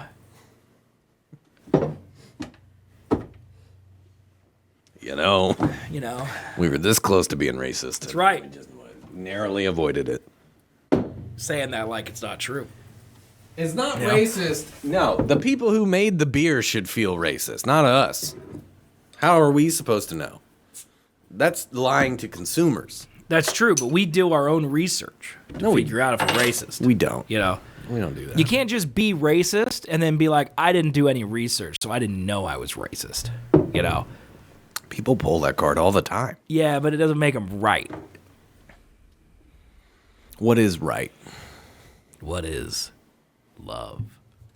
Baby, don't hurt me. Ooh. That was beautiful. Anyway. Don't hurt me. Oh, no more. This show has felt so weird the whole time. Yeah. I feel like I'm on another planet. I need my segments, man. Yeah, you gotta get the breaks. I gotta pee. We can't. Can't do that. You can't. We got another 40 minutes, 45 minutes. That's too much time. We're not even here. Let's go play marathon. Just to hang up on these people. Just be done. Okay. We didn't cover the Oscars actually at all. Do we want to talk about the Oscars? Not enough Conan. No. Not enough Conan. Not Barely even close. any, one would say. I think because it ran long, we didn't get any of So Conan. it was supposed to go from 6 to 9. That's what I assume, yeah. And like... Because it ended at 9:30 and 9:30. everyone was all butthurt about how long it was going. It wasn't even that long. I don't know if it was that we actually watched it in a way that it should be watched, as in like a group. Yeah, a group setting. Yeah. Yeah. It didn't feel long. No, I agree. There was only a couple speeches where I'm like, wrap it up. Some speeches, and then like the memorandum was long as shit. Yeah, whatever that one bat who got up there on the stage and Barbra talked. Streisand. Get rid of her, dude. That was rough. The song did not need to happen. Yeah, there was a. Speaking of racism, there was a change for me, a tone change, because when we sat down to watch the Oscars, my mom said, "Did you hear about all of the threats of like Iran was going to launch a missile?" And I'm like, "They better not, because if they kill Conan O'Brien, I'm enlisting tomorrow." And then 2 hours later, when Barbra Streisand was on there, I said, "Get me the Ayatollah on the phone. It's time to launch the missile." So like, you did say that. She really got me. Yeah. Not a huge fan of that. And then she started to sing, which I think is her thing, but it was terrible. It's really bad. And like, I love Robert Redford, but now that I know they were friends, I like him less. Like, I don't think I'm a Barbra Streisand fan, man. No. And I don't know who is. Is that a Old hot people, take probably. to not like Barbra Streisand? I feel like a lot of old people like Barbra Streisand. Like when we say we don't like Pedro, that's a hot take. Pascal. Is there growling happening? Kitty wants up on her lap. Oh, that was Kitty? Yeah, she's a bitch. She's calmed down. She's so... Say home. Akira looks like she just woke up. Like, what? Hey, look. Oh it's my a God. lion. Oh, my God. That is the lyrics. Yeah, no, Barbra Streisand was bad. Terrible. You want to know the one thing that got taken away by the older generation? Or anyone that watches Fox News? What's that? You want to know the one thing? What? There was apparently a woman who died. Okay. Who was an old star, similar to all the dead people that would have been listed in memorandum. Okay. But her politics were right-leaning. Okay. And so apparently they left her out of the in memorandum. Okay. And that's all my parents could talk about. Really? When it came to that segment. See, I saw that Jeff Keighley's dad was left out. The guy from the Game Awards. That guy. Sure. The guy who said, "Welcome to Highguard." Yeah, that guy. Yeah, I know his him. dad. Who's his dad? Is some big wig at IMAX. Did a bunch of stuff with IMAX theaters. Apparently, is according to Jeff Keighley, he was like Mr. IMAX or something, and he was left out, and Jeff Keighley was all butthurt. Okay. I don't think anyone has any goodwill towards Jeff Keighley right now, so I'm not sure anyone cares. But like, I do think. And, like, I'm not saying that Jeff Keighley's dad or, Mrs. Hitler, whoever we're talking about over here. I would love to tell you her name. I don't know her name. Which is sad because your mom cares. Barbra or some shit. Barbara O'Reilly. Because old Barb's, like, you have to be a member of the Academy to make the memorandum. And I think a lot of people are left out of the memorandum because they don't want to be part of that left-wing nonsense. Or they just don't want to pay for it anymore because like, why would the guy who invented IMAX pay to be a part of the Academy? You know what I mean? Yeah, I don't It's like, just because you're in movies doesn't mean you're a part of the union. You know? You sure? Yeah. You think that I'm not saying he wasn't. Confident, they easily could have been snubbed. But you're confident in saying that anyone that's in that in memorandum are active paying members of the Academy. They're in the Academy. Correct. So the poster guy. Yes. I would have. How do you get that? I don't know. Maybe they do make exceptions. And if they make exceptions, then yeah, Adolf Hitler should be in it or whatever her name is. But like Adolpha. But like, I don't know. I don't know either, man. It was too long. Barbra Streisand should not have sang. Well, the in memorandum was actually good. I liked that they did some speeches. Like, they broke it up instead of just playing a slideshow like it's high school graduation. No, just move past it, man. But we don't she gotta talked focus for on it. way too long. Well, and then yeah. she started singing. Like, I think it was longer than the whole guy who got murdered by his son. Rob Reiner. Yeah, that's what I mean. Yeah, like the Billy Crystal thing was great. Mm-hmm. And then they came out and they did one for Diane Keaton. That one was also good. And then old Babs came out and just yapped for 150 years. Yeah, but here's my thing. Is like, I thought the speech about Rob Reiner was a special occasion because, not every day do they get murdered viciously. That is true. So like that one makes more sense to me. But then just picking out like why those two? Why those two? Well, it's Diane Keaton and Robert Redford. I mean, I would say they're bigger than than Rob Reiner, but he was viciously murdered. Like, what are we talking about big, man? What are we talking about big? Like, iconic stars of the silver screen. I don't know anything they've ever Robert been in. Redford and Diane Keaton were like Harrison Ford size. Yeah. They were just a little earlier than him. I'll trust you because I don't think you're wrong. Robert Redford. But I don't know I love shit. Robert Redford. I think he's a man. Is he? Yeah, there's one movie where he's like, man. it's a movie where he's like by himself sailing around the world. Like that's like an acting masterclass, dude. It's just Life of Pi. I remember getting really drunk and watching him sail and being like, God damn, this guy can act. That's a man. That is a man. That's something I'll never do. Well, sir. That's also great acting. By the way, Castaway, super good movie. Never seen it, won't.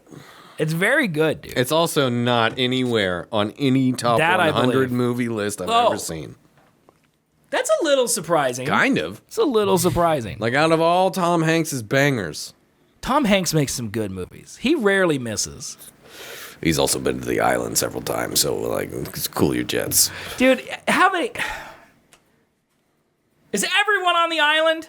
Not everyone, but a lot of people. There was someone the other day can't that like I was Jay-Z glazing anymore.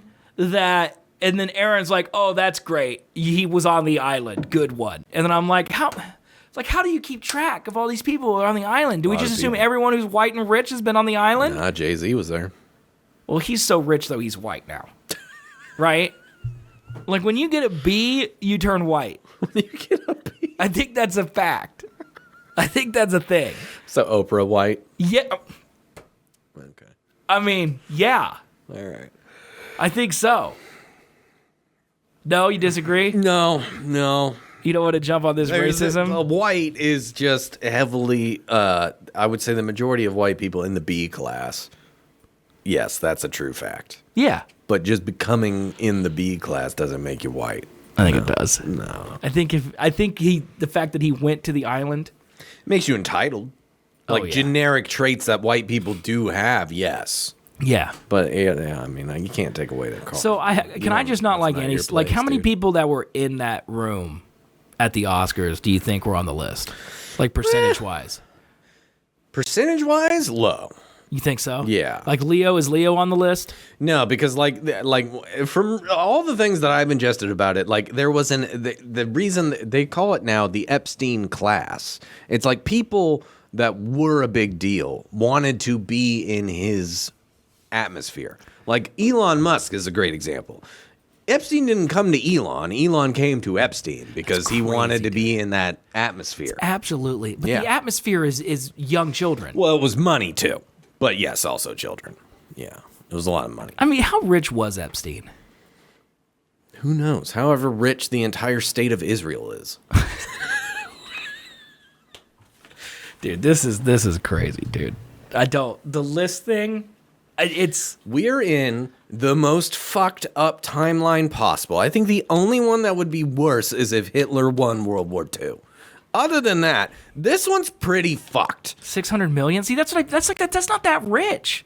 That's not. But that's just listed assets, buddy. He's the tax man. It's just so weird to me. He is the tax man. Like, if you watch The Man in the High Castle, which is the alternate reality where Hitler won, I think if Epstein's list came out, I think that would ruin the politics of The Man in the High Castle. It might. Like, they'd be like, well, racism is fine, but this whole thing... Well, they probably... No, they would have just murdered everyone involved. Yeah. Yeah, there was a lot of that. That's true. That's mostly what happens. By the way, if Trump could, he would. That's a good actor, too, in that show. Yeah, the main bad guy? Rufus Sewell. Yeah. Sewell, or whatever, however you say his name. Does not get enough work. He's in The Diplomat, which is also on Netflix. I would consider it to be Netflix slop. Okay. It's with the lady from The Americans. You know who I'm talking about? Starts with a K. Carrie Russell. Yep. It's a terrible show. It is so bad. I watched every episode of it because I love Rufus Sewell or Sewell or however you say He's the bad guy in Knight's Tale. He is the bad guy in Knight's Tale. Yeah, and he's the bad guy, good guy. He's the bad good guy in Man in the High Castle. The bad good. I think he's a bad guy. Yeah, well, he's bad because he's a Nazi. Yeah. But he's like portrayed as a good guy. Anti-hero, Because the Nazis are not bad guys. because they won. You see what I'm saying? I get you. Like, he is a bad guy. I want to go on the record and say Nazis bad. Yeah. Okay, I'd be on the record saying, but in the scope of the show, Brave. he's not seen as a bad guy. I think he is. Is he? Okay. Yeah. It's Well, been a definitely while. for the beginning of the show, he's a bad guy. But then, once they start questioning him, then you feel sympathy for the bad guy. But that's the point. No. of To that. us, the audience, he's a bad guy. But Right. in the world of the show, he's not the bad guy. Sure. In Thanos' world, he's not the bad guy Yes, either. That's what I'm saying. Yeah. Yeah, that's exactly what I'm saying. Okay, but he is Yeah. the bad guy. He is the bad guy. Yes. Yes, but he's not. But then what I'm saying is he was the bad guy at the beginning, like season 1 and 2 and maybe 3. I don't remember how many to seasons us, there were. the audience. Yes, but Yeah. then eventually they turn it into making you start to feel sympathy Correct. for And him. he's a great actor. I'm pretty sure. I And want he's him to really win good. an Oscar. He needs more work. Give him more stuff. He to does do. need more work. I don't understand what his He's deal probably is. not on the list, man. Don't want to get slapped by Mr. Wonderful, you know? He's probably not on the list. No. You know, they did have the booty slapping thing in the orchestra. That was really random at the Oscars. Remember that? Yeah. How many of the Best Picture movies did you end up watching? Did you watch any of them after last week's show, or did you still miss the ones you missed? I didn't watch any. I watched Sinners, Okay. One Battle, Marty Supreme, Yep. Train Dreams. Yep. How many were there? There was 10, There's right? 10. F1. You saw F1. Saw F1. You did not see Hamnet. Didn't see Hamnet. Didn't see The Secret Agent. Didn't see Sentimental Value. Did not see Begonia. Yep. So there's one more that I definitely saw that I don't remember what it is, though. Oh, Frankenstein. Yeah, that was it. You watched that one. Yeah, I watched Frankenstein. Yeah. I only had seen Marty Supreme and F1. Wow. And after watching the Oscars, it made me realize that I messed up. Because they play emotionally charged scenes, like the best scenes from the shows. But like Sinners looked incredible. It is a really good movie. Hamnet looked incredible. Sentimental Value looked incredible. Like, okay, here's my thing. Sinners would not have won in any normal year pre-2020. Okay. It just wouldn't have. Okay. Like, it's a really good movie. It's just, one, I don't, personally, and it might just not be for me, because white. Like, you can't relate to Right. it. Like, Not it might have because been you a don't wanna bigger see cultural non-white impact. people. Right. It might have been a more cultural impact to people of color that can, like, relate Of to course. it. I'm sure it I was. didn't get that. It was like a small-ish budget. Like, it all happened in one venue. Yeah. Like, it could have been made for, like, Yeah. 10 mil, Love maybe. Michael B. Jordan, though. Pretty small scale kind of movie. Yeah. And then, like, I wouldn't say, I don't know, maybe cultural impact, sure. Like, there is definitely the thing of, like, the vampires in it Well, end it's up being unique. white It's people. got good music. It's very unique. Yeah. It's nice to have That's a what I'm movie saying. that doesn't it's feel like a another really movie. good movie. Yeah. But I think, like, if there was a pre-2020 year of Oscar bait movies, Yeah. it would not have even gotten Well, it nominated. didn't win Best Picture. Because it's kind of popcorn-ish. It is, yeah. Yeah, It's a there's vampire like, movie. It's a vampire movie. There's guns in it. There's violence. It's Michael B. Jordan. It's a popcorn movie. Yeah, it's made by the guy who made Black Panther. But it's also a really good movie. Yeah. Sinners was really good. One didn't- Battle it was didn't- also good. It didn't win Best Picture, though. Remember It did that. not. One Battle did. One Battle's, like, killed. Yeah. Also really good. Yeah. Yeah. But I wanted to watch Hamnet now. I really want to watch Sentimental Value. I think I'm a Stellan Skarsgård guy. Yeah, he's pretty good. Like, I really like that dude. And I don't know if he's ever won an Oscar, but he needs to get one. Yeah, for sure. Keep making. Maybe he'll win one for Dune. Do you think there's any possibility that Dune crushes the Oscars next year, like Return of the King did? Think there's any possibility for that? Well, Like Chalamet gets his, Skarsgård gets his, Pattinson gets his. I think it will depend on how good it is. it's gonna be good. If it is like spectacularly good, It's then going to maybe. But it will also depend on the other Oscar baity kind of movies that come out this year. Odyssey, Oh, that's a big one. Project Hail Mary. Nah, that won't do it. You don't think? I bet it gets nominated for Best Script. Best Adapted Screenplay for sure. It'll get nominated. And it'll get nominated for Best Picture. They nominate 10. It's one of the best reviewed movies of the year, man. Movie? Yeah, it's one of the best reviewed movies of the Really? year. Yeah. It's supposed to be God, excellent. I feel like the trailers did not do it justice because it looks dumb to me. People think it's going to be awesome. It looks dumb. Isn't it out? Or is it out tomorrow? I don't know. You want to go see it after this? No. Okay. I'll have to pee 5 times after this. Oh, my God. I do want to see it, though, because I am intrigued. I've also heard it's really good. I've heard people like it. But, like I'm saying, whatever marketing it got, bad. Don't go with that trailer house again because it's bad. I don't know what the fuck's happening. To me, it's another dumb movie where they're like, oh, we need this random high school teacher to go into space and do experiments because he's the only one that knows about this very specific Yeah, and then he meets an alien. Yeah, and they both get stranded. Rock guy. Yeah, and then they both get stranded and they both have to work together to figure out a way back home. That sounds stupid. It's The Martian, but in deeper space and with an alien. That sounds dumb. It's supposed to be really good, man. Like, just plot-wise, your synopsis. It's the same. Sounded dumb. Did you like The Martian? I like the execution of The Martian. So, what's that? What's the difference? I like Childish Gambino going, psh. I love that, dude. I like that where he's like, what's your name? And then he's like, I'm the director of NASA. And he's like, cool. What the fuck's his name? Dumb and Dumber Man. Yeah. Shit. He's the dumb man. Jeff Daniels. Jeff Daniels. I knew Daniels was in there. I thought it was his first name. There you go. Daniels Jeff. We got there. Dan Jeffuels. Yeah. That's him. Yeah. Solid. Great. He's also in Shrinking this season. It's made by the same guy, by the way. Written by the same guy. Martian, yeah. Yeah. Drew Goddard. I hope it's good. Goat Rider. I'm sure it will be.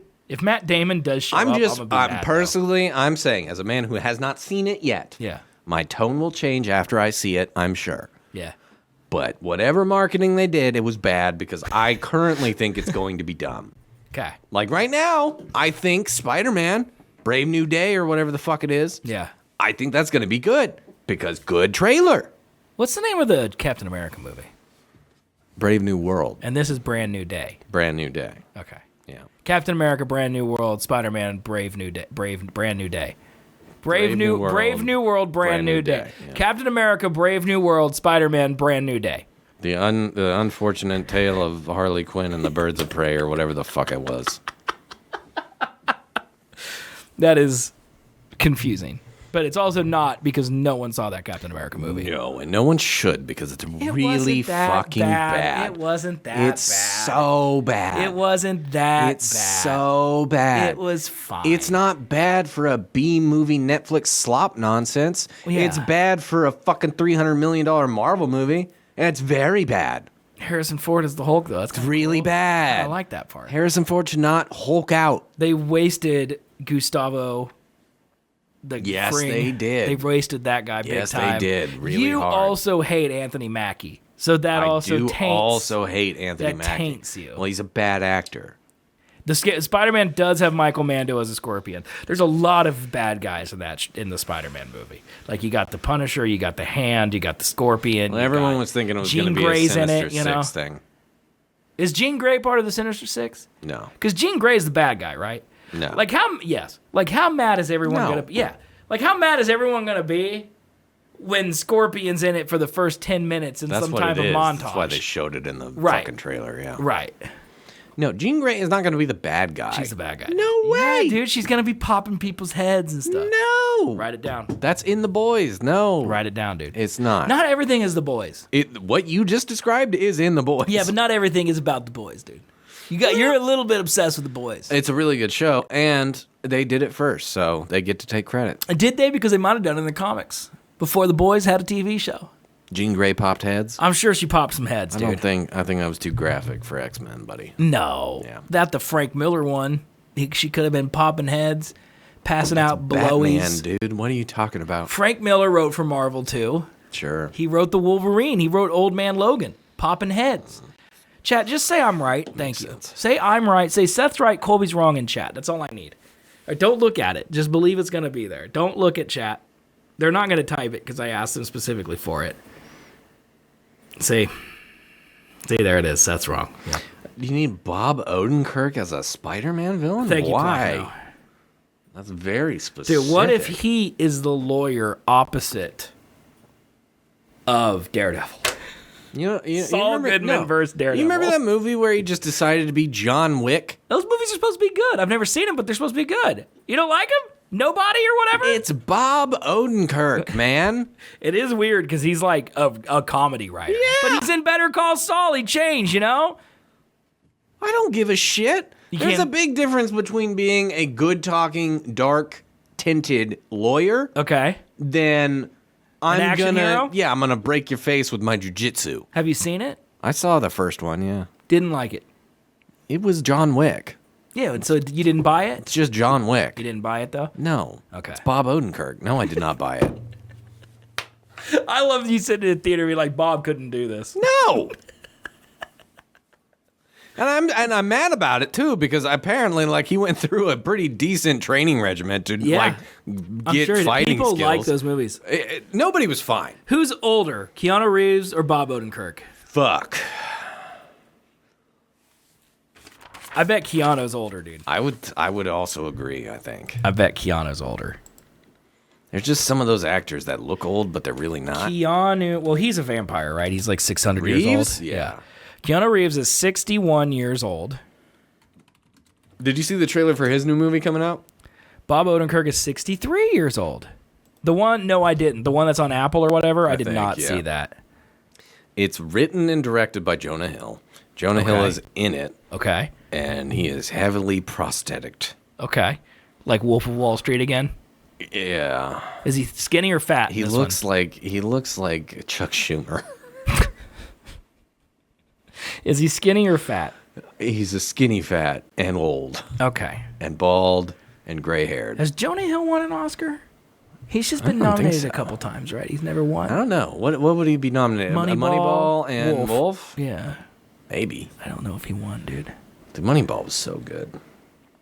I give zero shits about baseball, and that movie is good. Did Jonah Hill win an Oscar? No fucking shot. He was nominated in 2014 and in 2012. Yep. Moneyball. I mean, we nailed him. Moneyball and The Wolf of Wall Street. But he did not win super either. Bad? What? That's crazy, bro. What? Yeah, I don't know, dude. I think in Nobody he was John Wick, but he gets his crap rocked. He does get his ass whooped, but he also always wins. John Wick never gets whooped. He gets whooped all the time. You remember that scene? I believe two bosses. I believe it was like 5 minutes long of him just falling down a set of stairs. That was amazing. Then he ran back up the stairs and then fell down them again. God damn it. I feel shows. okay, honestly, Good like movies. Lord of the Rings is like a good yearly to bi-yearly rewatch for me all the time. Okay, You know? yeah. I feel like I need to start doing that with the John Wicks. John Wicks are great. They're really good. Yeah. They're just a fun time. Yeah. There's the scene, I believe it's John Wick 2, where he punches the bag. It might be 3. I think it's 3 because he's recovering in the basement of Morpheus's house. Sure. And he punches that bag. And for some reason, when in post, they added the heaviest bass hit in the history of bass hits. And the pictures fell off my wall when I watched it. Like, I was like, why is Holy this shit. so significantly loud? Okay, you and Aaron both like the John Wicks, right? Yeah. Okay. Oh, yeah. When's the last time you watched Constantine? Oh, it's been forever. High school, I watched it. Watch it with Aaron. Yeah, I know it's good. It's the same. It's like I rewatched it after watching John Wick's. It was John Wick before John Wick. And that's Keanu Reeves again. Yes. And he's chain smoking. But I'm telling you, like it's legitimately the exact same thing. There's an underworld with gold coins that you need to like get into, and it's all these demons and devils and shit. Yeah. Yeah. It's John Wick just with a supernatural element. Yeah, Christian element to it. That's it. Also, the fucking pencil guy, you know, the guy that killed him with a Peter fucking Stormare. pencil? Yeah, him. Yeah. He plays the devil. That's good casting. It's so good. It's good casting. Tilda Swinton is fucking Gabriel. That's good casting. Oh, man. That's good casting. I'm telling you, it was way better than I remember it being when I was younger. I think I saw that in high school. Yeah. Like watch it again. 02, 03 Watch it when I again. saw It's that. a good rewatch. All right, I'll watch it. Yeah. We love his Keanu Reeves. Yeah, it does not. It didn't. To me, it didn't even look like it really aged. Like it could have been filmed practical, a lot of practical effects. Just really good lighting, small scale. Like they knew how to work the sets that they were using to make it look kind of realistic. Who do you think made that movie? Constantine 2 needs to hurry up. Are they making a Constantine 2? I think ever since John Wick got big, then people went back down his catalog and found a Constantine. What is this? Not that. Why is there a TV show? Definitely not the TV show. Okay. That should not exist. Yeah, no. 2005. That was in the Constantine TV show was in the Flash and Arrow universe of shit. Oh. Yeah. Rachel Weisz, Keanu Reeves, and Djimon Hounsou. Great cast, dude. Shia LaBeouf. I forgot he was in it. Tilda Swinton, Peter Stormare. Oh, Suzanne Huang, dude. Oh, yeah. Love Suzanne Huang. Let's see. So the guy who did Constantine did Hunger Games Catching Fire, did The Long Walk, did Mockingjay. This dude's been making movies a long time. He did See. We could have lived without that. Yep. Red Sparrow. So he really likes Jennifer Lawrence. Like he's really into Jennifer Lawrence. He made I Am Legend. Oh, shit. He made Constantine. He made a lot of music videos. Man, Cry Me a River, Justin Timberlake. Man made so many music videos. Classic music Dude, video. look at how many music videos this guy made. That's wild. It's an absurd amount of music videos. Wyclef Jean and Oh My God, in November, oh my God, in November. Cry me a river. Cry me a river. He did Don't Want to Miss a Thing by Aerosmith. And I don't want to miss a thing. He did, dude, he did so many songs. Don't close my eyes. He did I'm Like a Bird, Nelly Furtado. I'm like a bird. And when I fly away. He did Alive by P.O.D. Dude, you remember P.O.D.? Were you old enough to remember P.O.D. and how big of a deal their stuff was? Can I tell you very first time? Can I tell you a really random story about P.O.D. that I feel so alive. that no one's going to be interested in, but I'll tell it anyway? Yeah, go for it. So, P.O.D. is a hardcore. Boom! Here comes. Yeah, that's another one. They're a hardcore Christian band. Yeah. Okay, like way into Jesus. Puddle of Darkness, one would call them. No, they're payable on death. But sure. Payable on death? Payable on death is what POD stands for. That's a harder name, dude. You should just. Well, it has to do with the fact that when you die, all of your sins are then paid in full by the blood of Jesus. Very Christian. Okay. So they released what I would consider to be a very mid album on September 11th, 2001. Woof. And Youth of the Nation was on that one? Was just like resonated with the people. Because it came out the same day that the towers fell. Wow. And like, we are Youth of the Nation. People are like, oh, I feel this, man. All that millennial, and so like they got really big. And then they released a second album, and instead of being smart and not rejecting Jesus, but just maybe like not leaning into it, they just basically went right into praise and worship style. Okay. And then everyone's like, what is this horrible crap? I'm assuming that all their big ones came off that same album. Yes. Youth of Nation, Boom, Alive. Yes. There's another one on there too. Yeah, there's one more. Yeah. But, I mean, Sonny Sandoval, name of the guy, okay? He's a very nice dude, big dreadlocks, smelled terrible. He's now richer than God, I'm sure. Yeah, probably. He would never talk to me again. I met him before Alive came out. Or right around that time. That's cool. Yeah. Because he was touring and all that. Because I used to work at that Christian radio station. So did he come in for like an interview or? I think it had to have been an interview because he wouldn't have done a concert because it was after 9/11 and it would have been too famous. Taking some time, Yeah. No, I don't think he was taking time. I think he got money. Their album before that album, also not good. No. Like, honestly, none of their music's that good.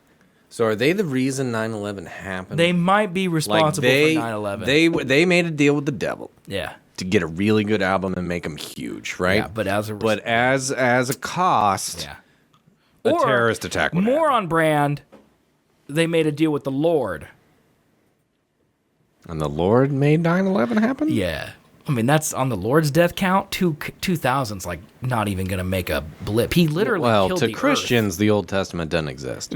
Yeah, but to God it does. He did the whole earth flood thing, killed everything except for like one family. No, I thought Christians only believed in the New Testament. Well, we don't blame. No, we believe it all. Oh, okay. That's like old God. He's changed. It's like back then God was kind of rude, but since Jesus came back, now he's nice.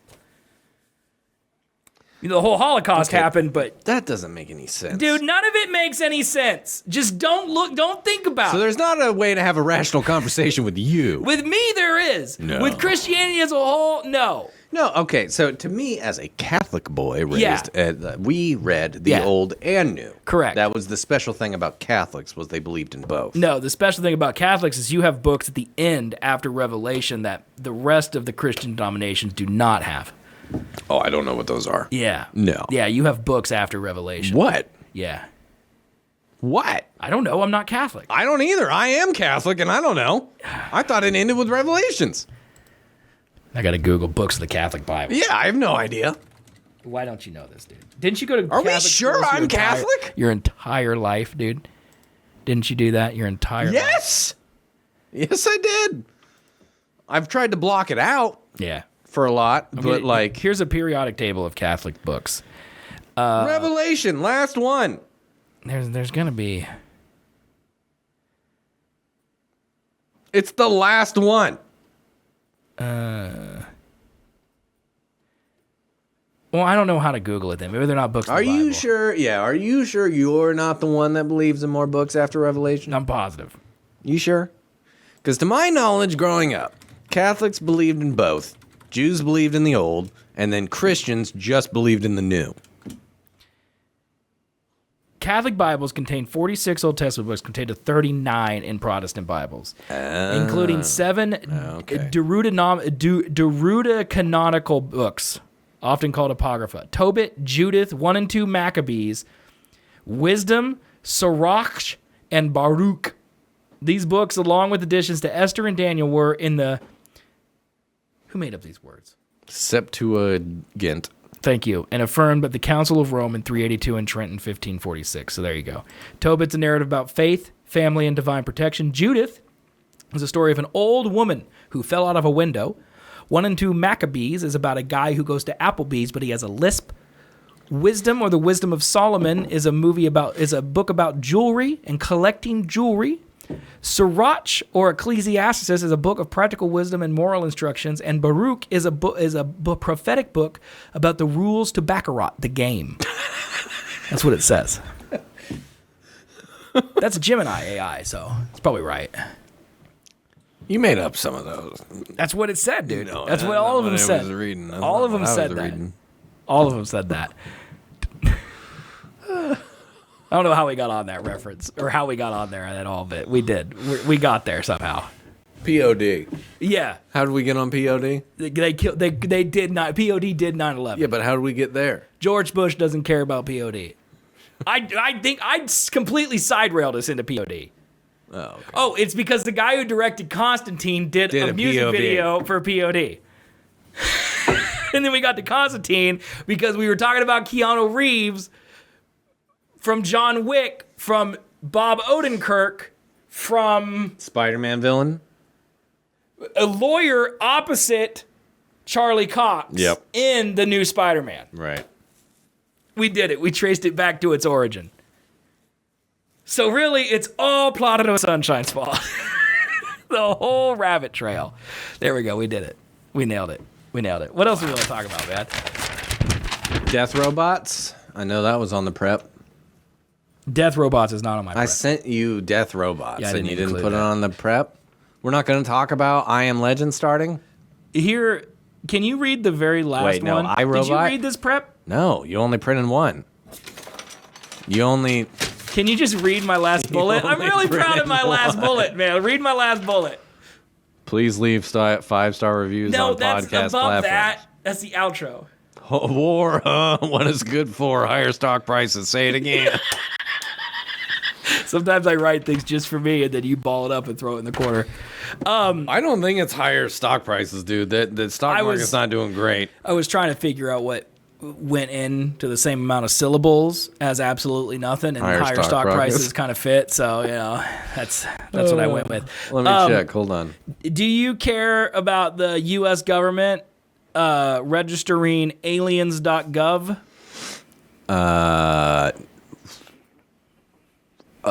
Because there's two options here. I'm going to come back to that. Okay, tell me about the stock market. Do we think about a month this whole Iran shit has been happening, right? Yeah. About a month? Sure.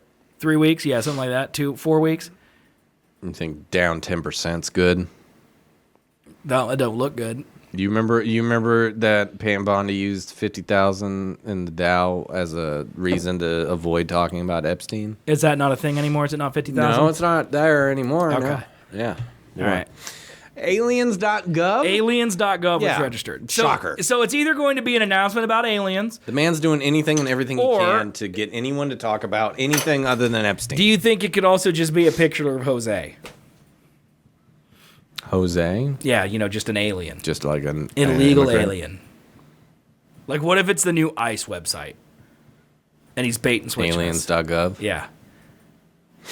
No, I bet you he'll release stuff. That's his whole MO. Do you? Okay. Like, everybody's still bringing Epstein up after he went to a literal war, kind of fucking up the whole Exactly, global Bernie. economy, and people are still talking about it, to where it's like, he's going to try something else. Okay, so here's my question. And this is going to be horrible, but I'm going to ask it because I want to know. Okay, because I'm not scared of public opinion. Mm-hmm. Okay. If Trump announced that there are aliens among us, Sure. and we go into some type of sci-fi movie now where aliens exist, okay? Uh-huh. Is it worth the war? So do we now know that?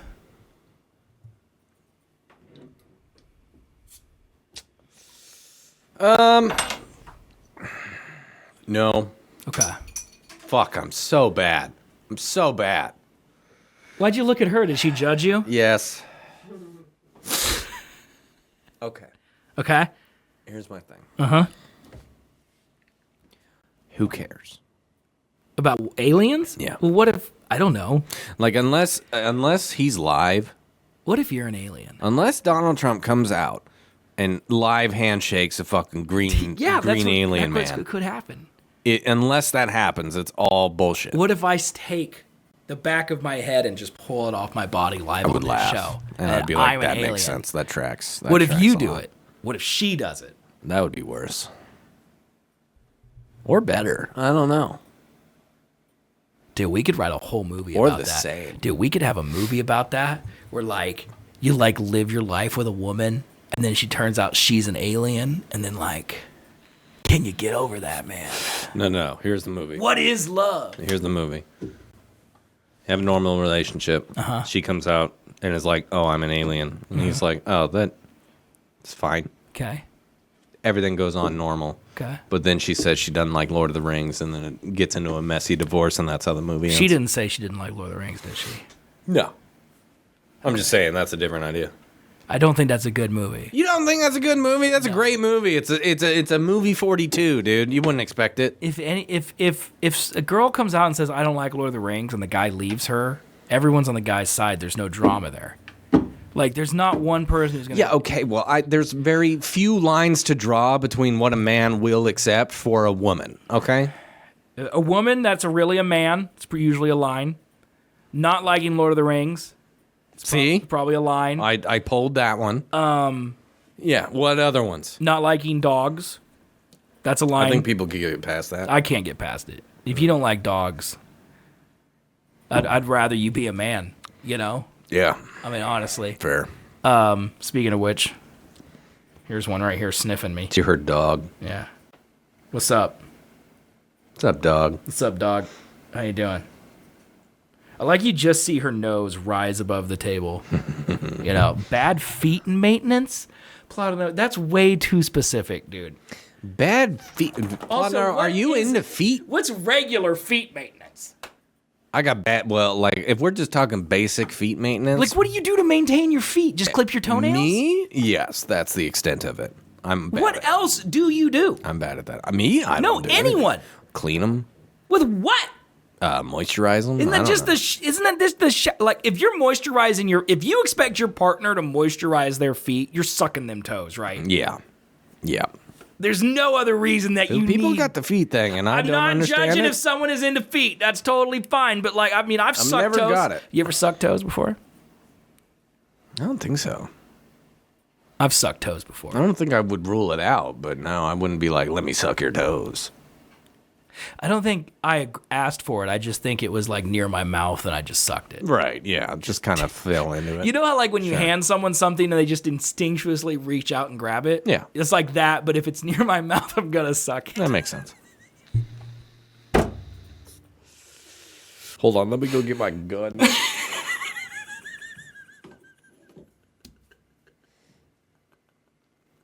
Grimy says he doesn't like Lord of the Rings. What do we do about this?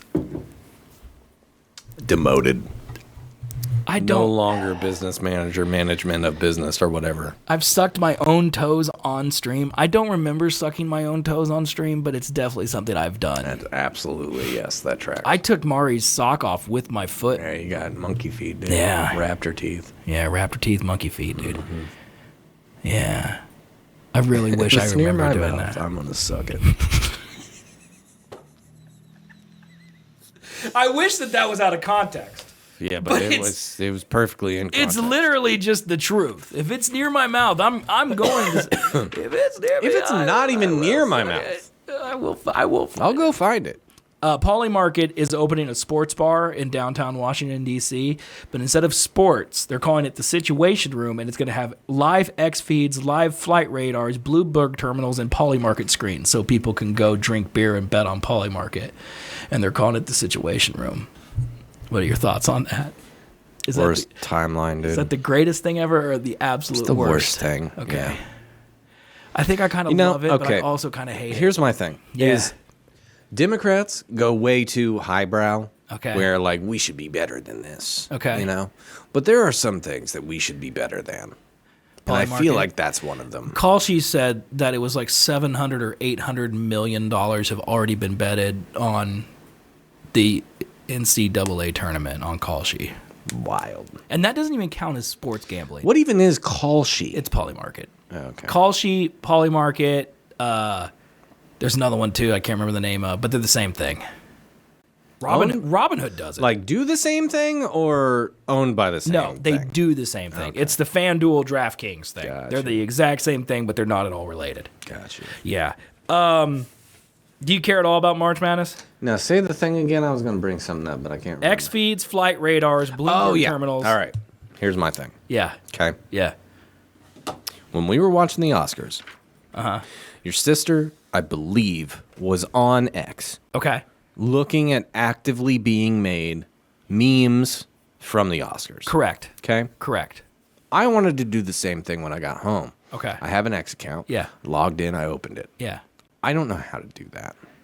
But you have a bad algorithm, would be my guess. So this brings me to my point. What form of payment can I give to you Yeah. to, if I give you my login credentials, Yeah. could you form me Oh. a good X feed? I would do that for you gladly for free. You sign me into my Google Chrome. I'll just look at it in Chrome and you know, and I'll keep mine in Firefox. Because I'll doom scroll your X for you. I would love that because Curate it. literally I'm old. You're gonna get some weird stuff in there. That's too. fine too.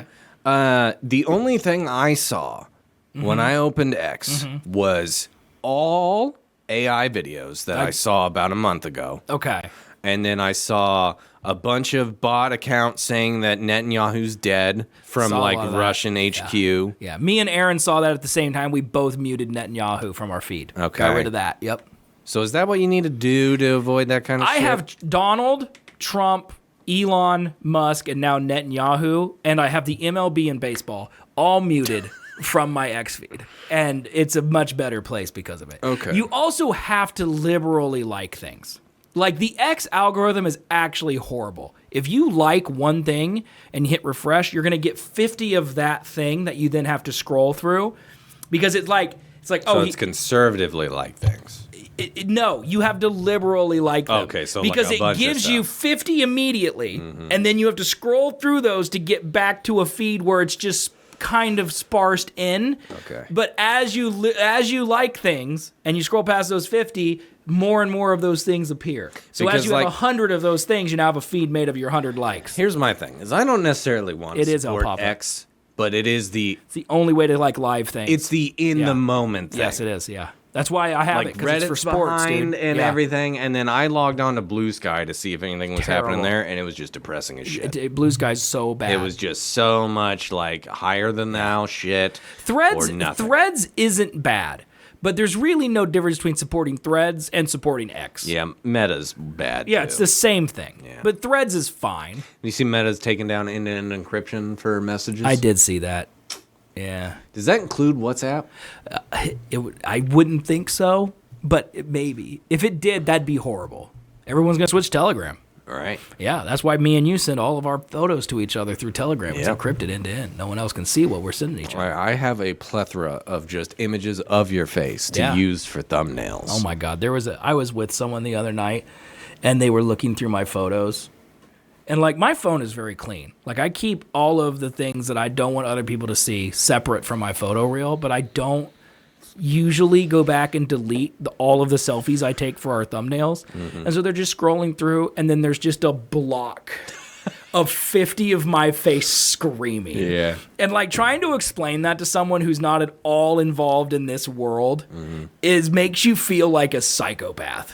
And it was very psychopathic. I was just like, why do you have all these? And I was just like, yeah, I use them for our show. Colby needs me to pose in specific ways. And she's like, oh, well, why? And I don't have a reason besides that's just the way it is, you know? Thumbnails You ever seen a YouTube thumbnail? No, that's just how it is.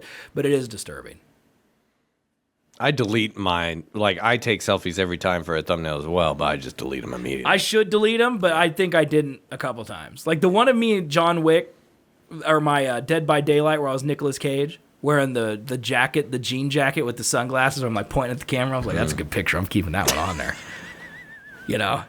Sure. Even though it's just me in my living room. You know, it's not, I'm literally just under my little light that I use for taking photos, and I'm just pointing at the camera. You don't ever use that light for me. No, not for you. You're good enough at Photoshop. I need well lit for me. Dude, you know...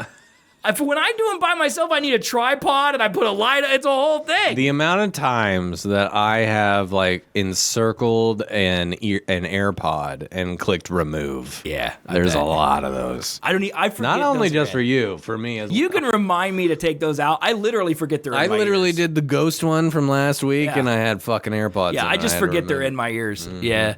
Yeah. That's it. Solid.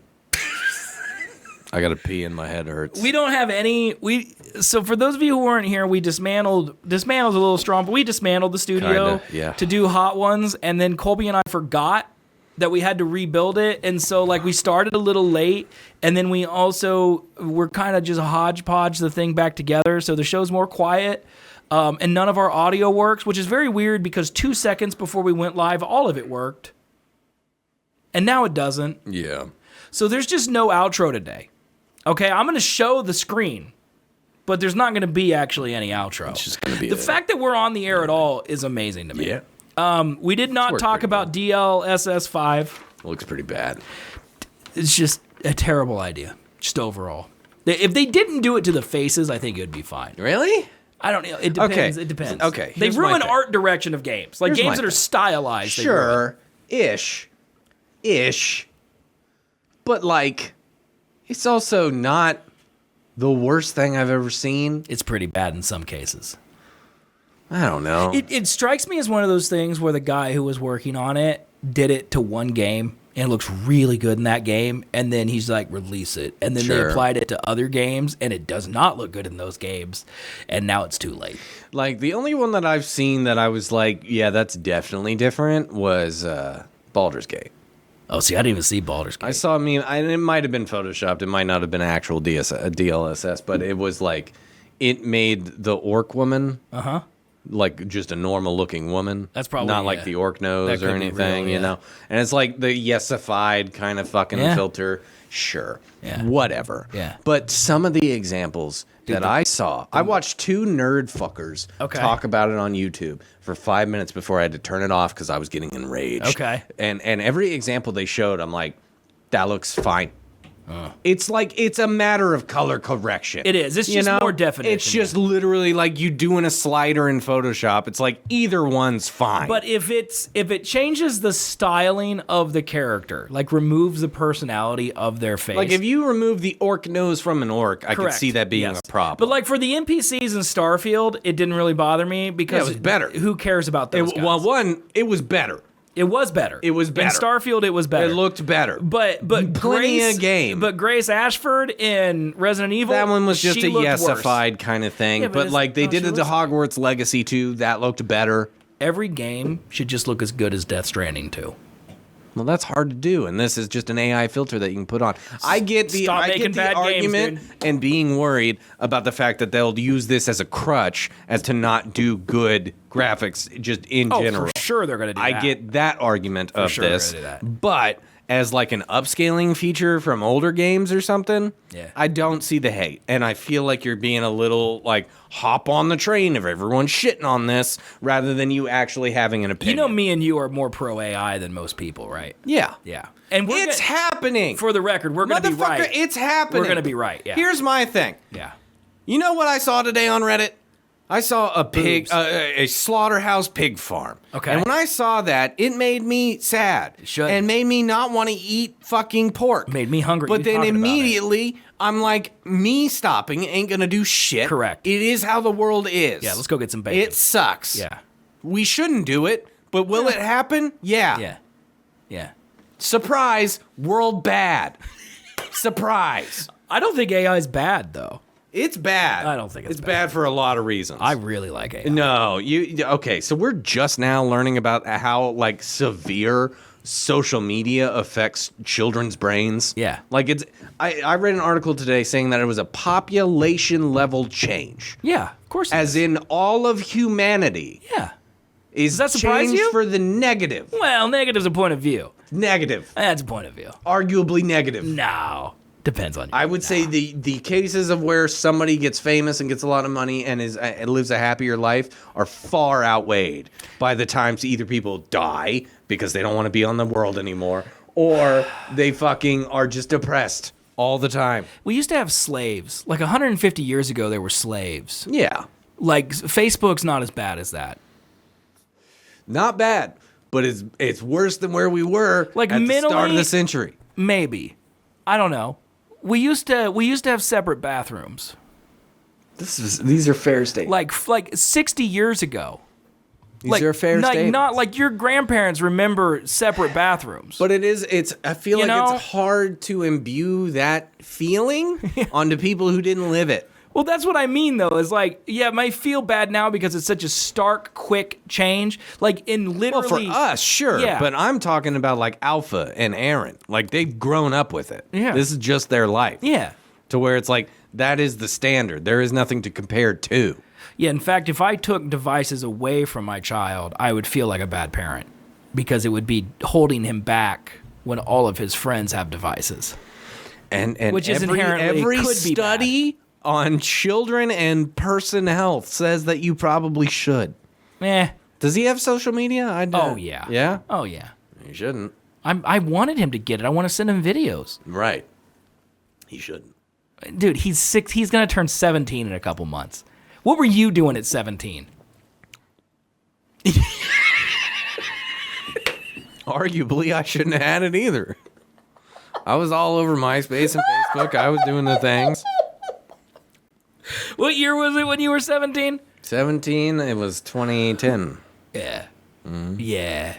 In 2010, you were on Twitter. That's when you tweeted zebra twat, man. Yeah, but Twitter, everything was fun back then. It's still fun. It wasn't content generation back then. It was just fun.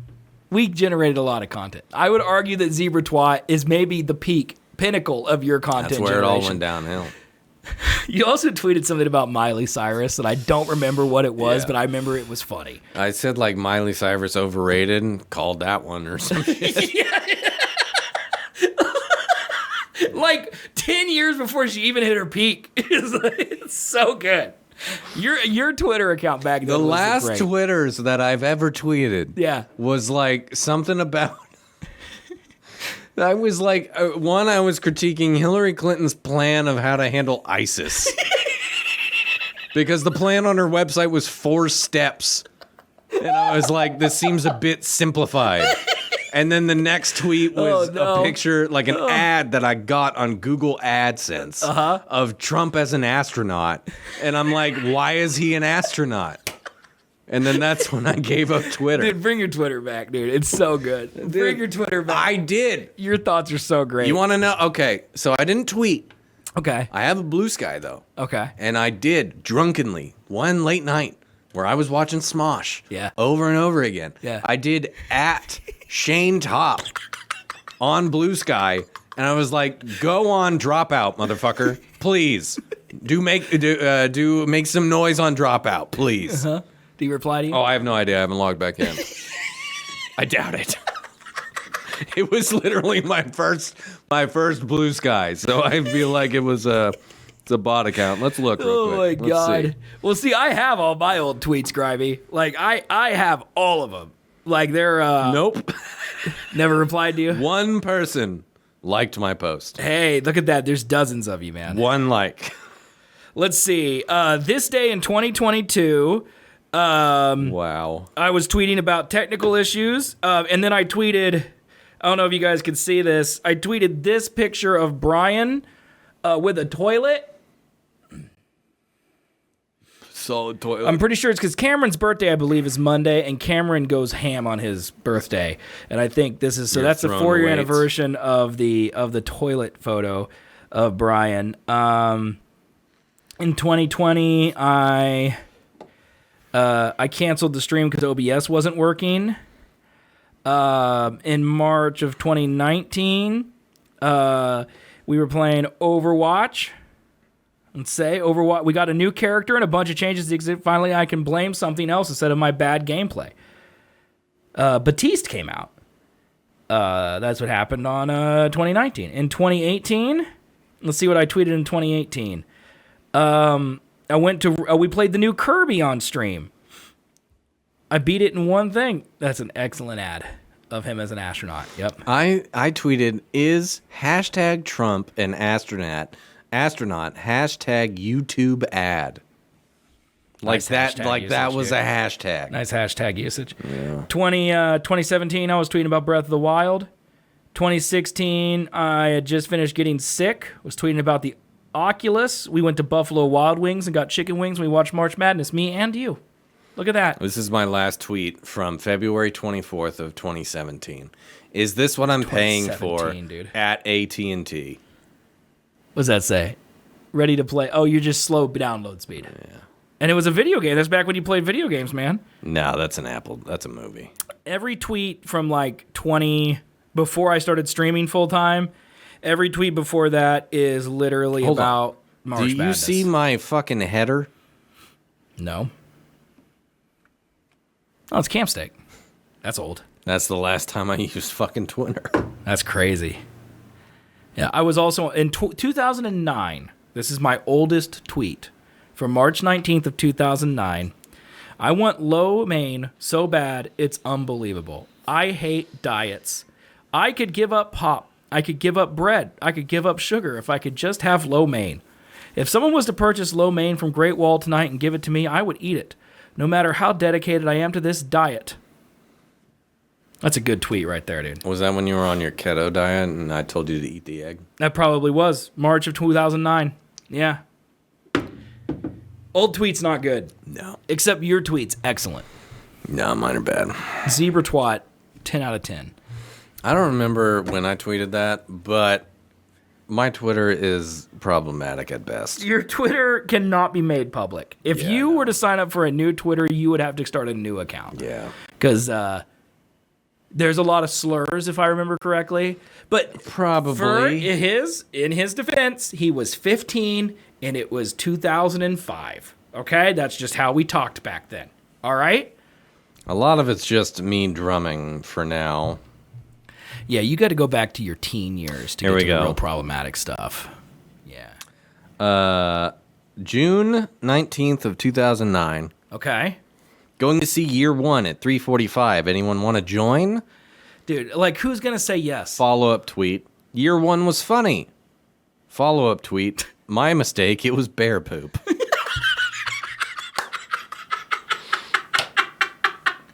See, that's an excellent tweet. I still love lo mein. And Great Wall closed like 3 years ago, and it was literally a tragedy in my life. May 31st of 2009, I think Kristen Stewart is on cocaine.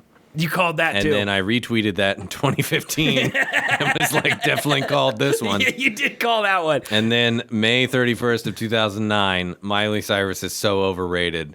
And then I retweeted that in 2015 and said, called it back in 2009. Yeah. You should retweet that right now and be like, still right, by the way. Still right, dude.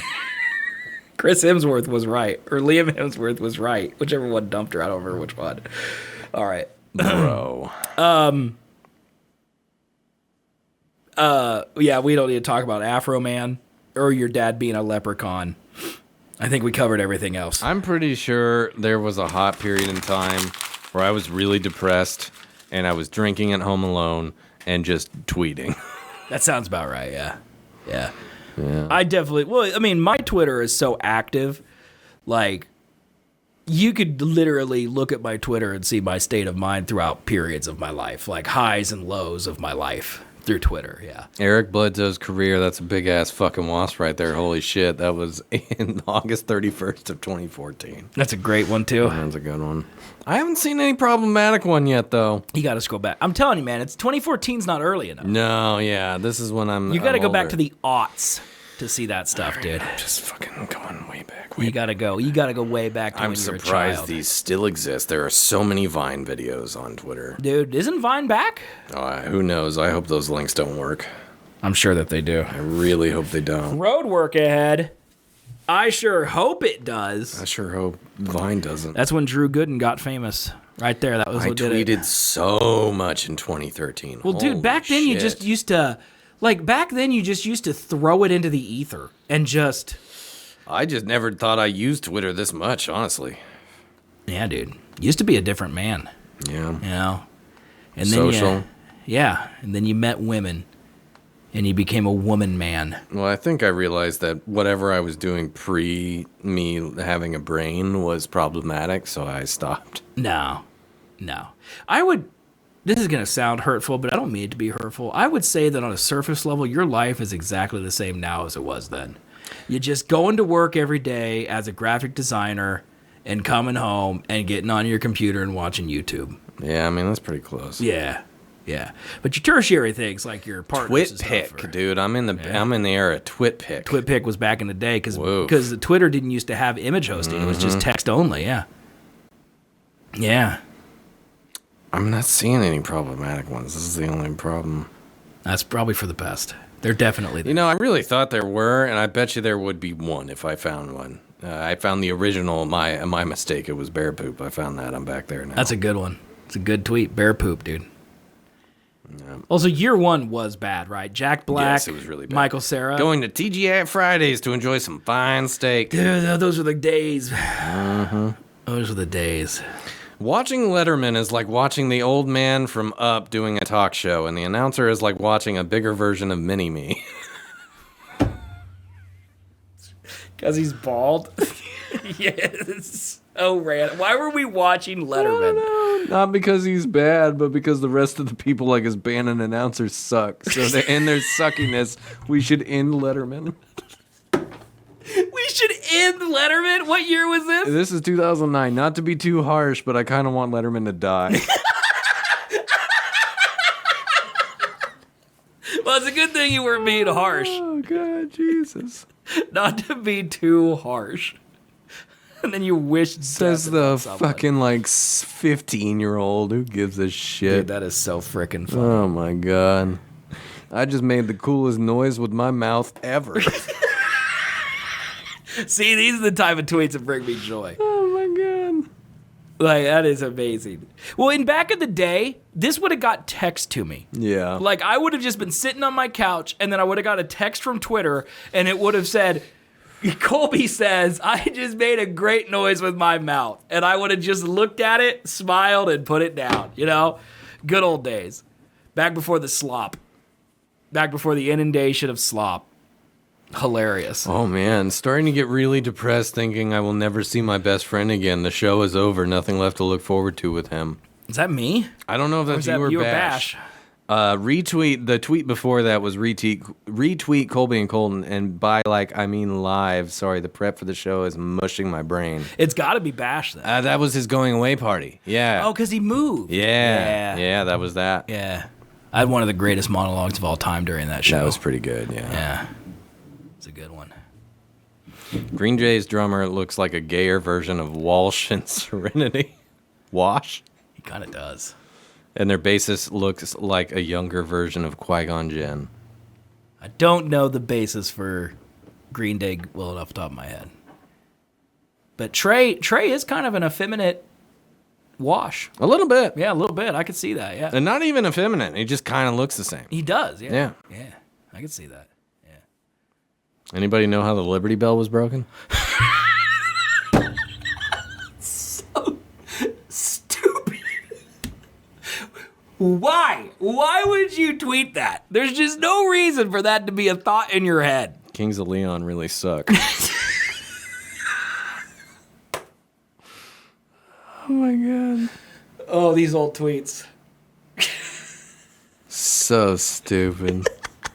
I really hope Stephanie Meyer gets ran over by a bus. The author of Twilight. Yeah. Oh, man. Look at you. You're in a hole. Oh man. Did you find one? Here's a hot Wichita one for you. Okay, all right. What happened to Tiller was horrific. Okay. And I'm sorry if I'm making light of the situation, but is it really appropriate to say assassinated? He was assassinated. He was, yeah. He was a local abortion doctor here. Yeah, they killed him. And he got murdered He was by killed. a guy, yeah. Yeah, like a president He was assassinated, Yeah, kind of, he was yeah. assassinated. But yeah, I felt a little strongly about the word assassinate. I feel like that was giving him too much credit. Did he watch the National Treasure because of the Liberty Bell tweet? Dude, who knows? Who could possibly know what was going on in the mind of a 17-year-old Colby tweeting about assassinations of the Liberty Bell? What the fuck? What are you reading now? I am right in my spelling of stealer. As in a man that steals things, correct? Question mark? Because I looked it up and there's no such word as stealer, Steeler, like the fucking team.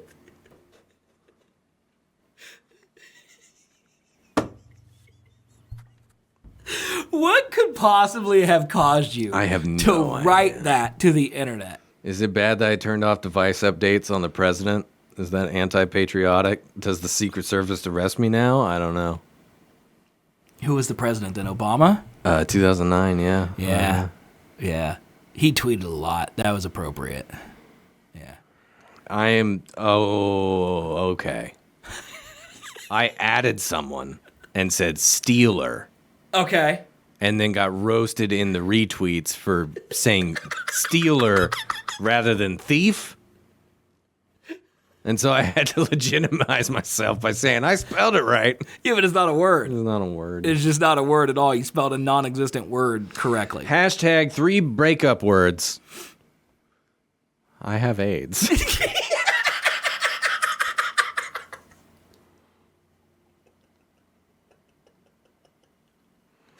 Okay. That's a good one to go off on. Okay. All right. I got bird poo on my shoe. I didn't step in it. It fell onto my shoe as I was walking. Banger of a tweet. I hate Seth Neiman, May 26th of 2009. You should retweet that one now and be like, called it. Wait, was that May 16th? Now I'm going to look and see if there's any corroborated evidence as to why you would hate me on May 16th of 2009. 2009, that was probably a day where you were like, oh yeah, I'm going to come over for your show, and then just never did. I'm in your driveway right now. At 1:09 p.m., I tweeted, my desk is looking awesome today. Does TwitPic work? Yes. This is my desk. It's just a bunch of TwitPic toys. still works? Just a bunch of toys. I don't know if you guys can see it, but it's just a bunch of toys. And then 3 minutes later, I tweeted, at Colby's desk is boring by comparison. He needs more toys. And then it's just you working on a poster of some kind as a child. Yeah. Yep, I could see that. Yeah. That's it. What time did you tweet that you hated me? I don't know. Okay. Later, probably after that. It's probably deserved. I think I closed out of the app because that's just my habit of doing that. Yeah, I did. So I'd have to scroll all the way back. I'm not doing that. Well, don't do that. That's the end of the old tweet segment. I guarantee there are problematic ones in there. Don't go looking. Well, it's protected. It should be private. Don't follow me. It is private. Yeah. Yeah. The night before, I tweeted at 11 p.m. sitting down and watching Taken. Colby says it's awesome. So he gave me that movie recommendation. Taken, the OG Taken was good. Then it kind of got a little wonky after that. But yeah, Liam Neeson, man. Yeah, the OG John Wick. That's back when he became an action star. Yeah, that movie did it for him. Yeah. And then he made 55. He led the way. He movies. literally paved the way for fucking Keanu to just jump in right after him. No, because Constantine was in 05. Well. Technically, yes, but then I think also Bruce Willis was doing it before him, but he was always an action And Christian Bale made that Equilibrium movie around that time that was also really good. And Jet Li was making a lot of movies back then, too. Remember The One? Yeah, no, I'm saying old white guy. I'm not talking about just action movies. I'm not sure Liam Neeson was old in 2009. He was old and Taken. I think he's just Scottish. Nah, he was old and Taken. How old is he now? This is why we need segments. Because this is what we need to avoid. Liam Neeson age. He is now 70. He is now 73 years old. So in 2009, he was in his 60s, 50s. Old. It's pretty old, dude. That man doesn't age. Brits, dude, they don't age. They don't age. All right, we're leaving, chat. Yep. Bye. Thanks for watching. Buy a shirt and sub on YouTube. If you're not subbing on YouTube, please like the videos on YouTube as well and leave a 5-star review on whatever podcast service you're listening to. You're beautiful. You don't look ugly. And we'll see you next week. Hopefully we'll sound better. We won't look better, but we will sound better. So hopefully we got that going for us. We love you, and we'll see you all Thursday. Or watch me on stream tomorrow, and we'll hear us doing marathon, which is technically some type of show. Yeah. You just... I mean, kind of. Kind of. It's us. A little bit. Yeah. But anyway. Bye. Bye. Bye-bye. Bye-bye.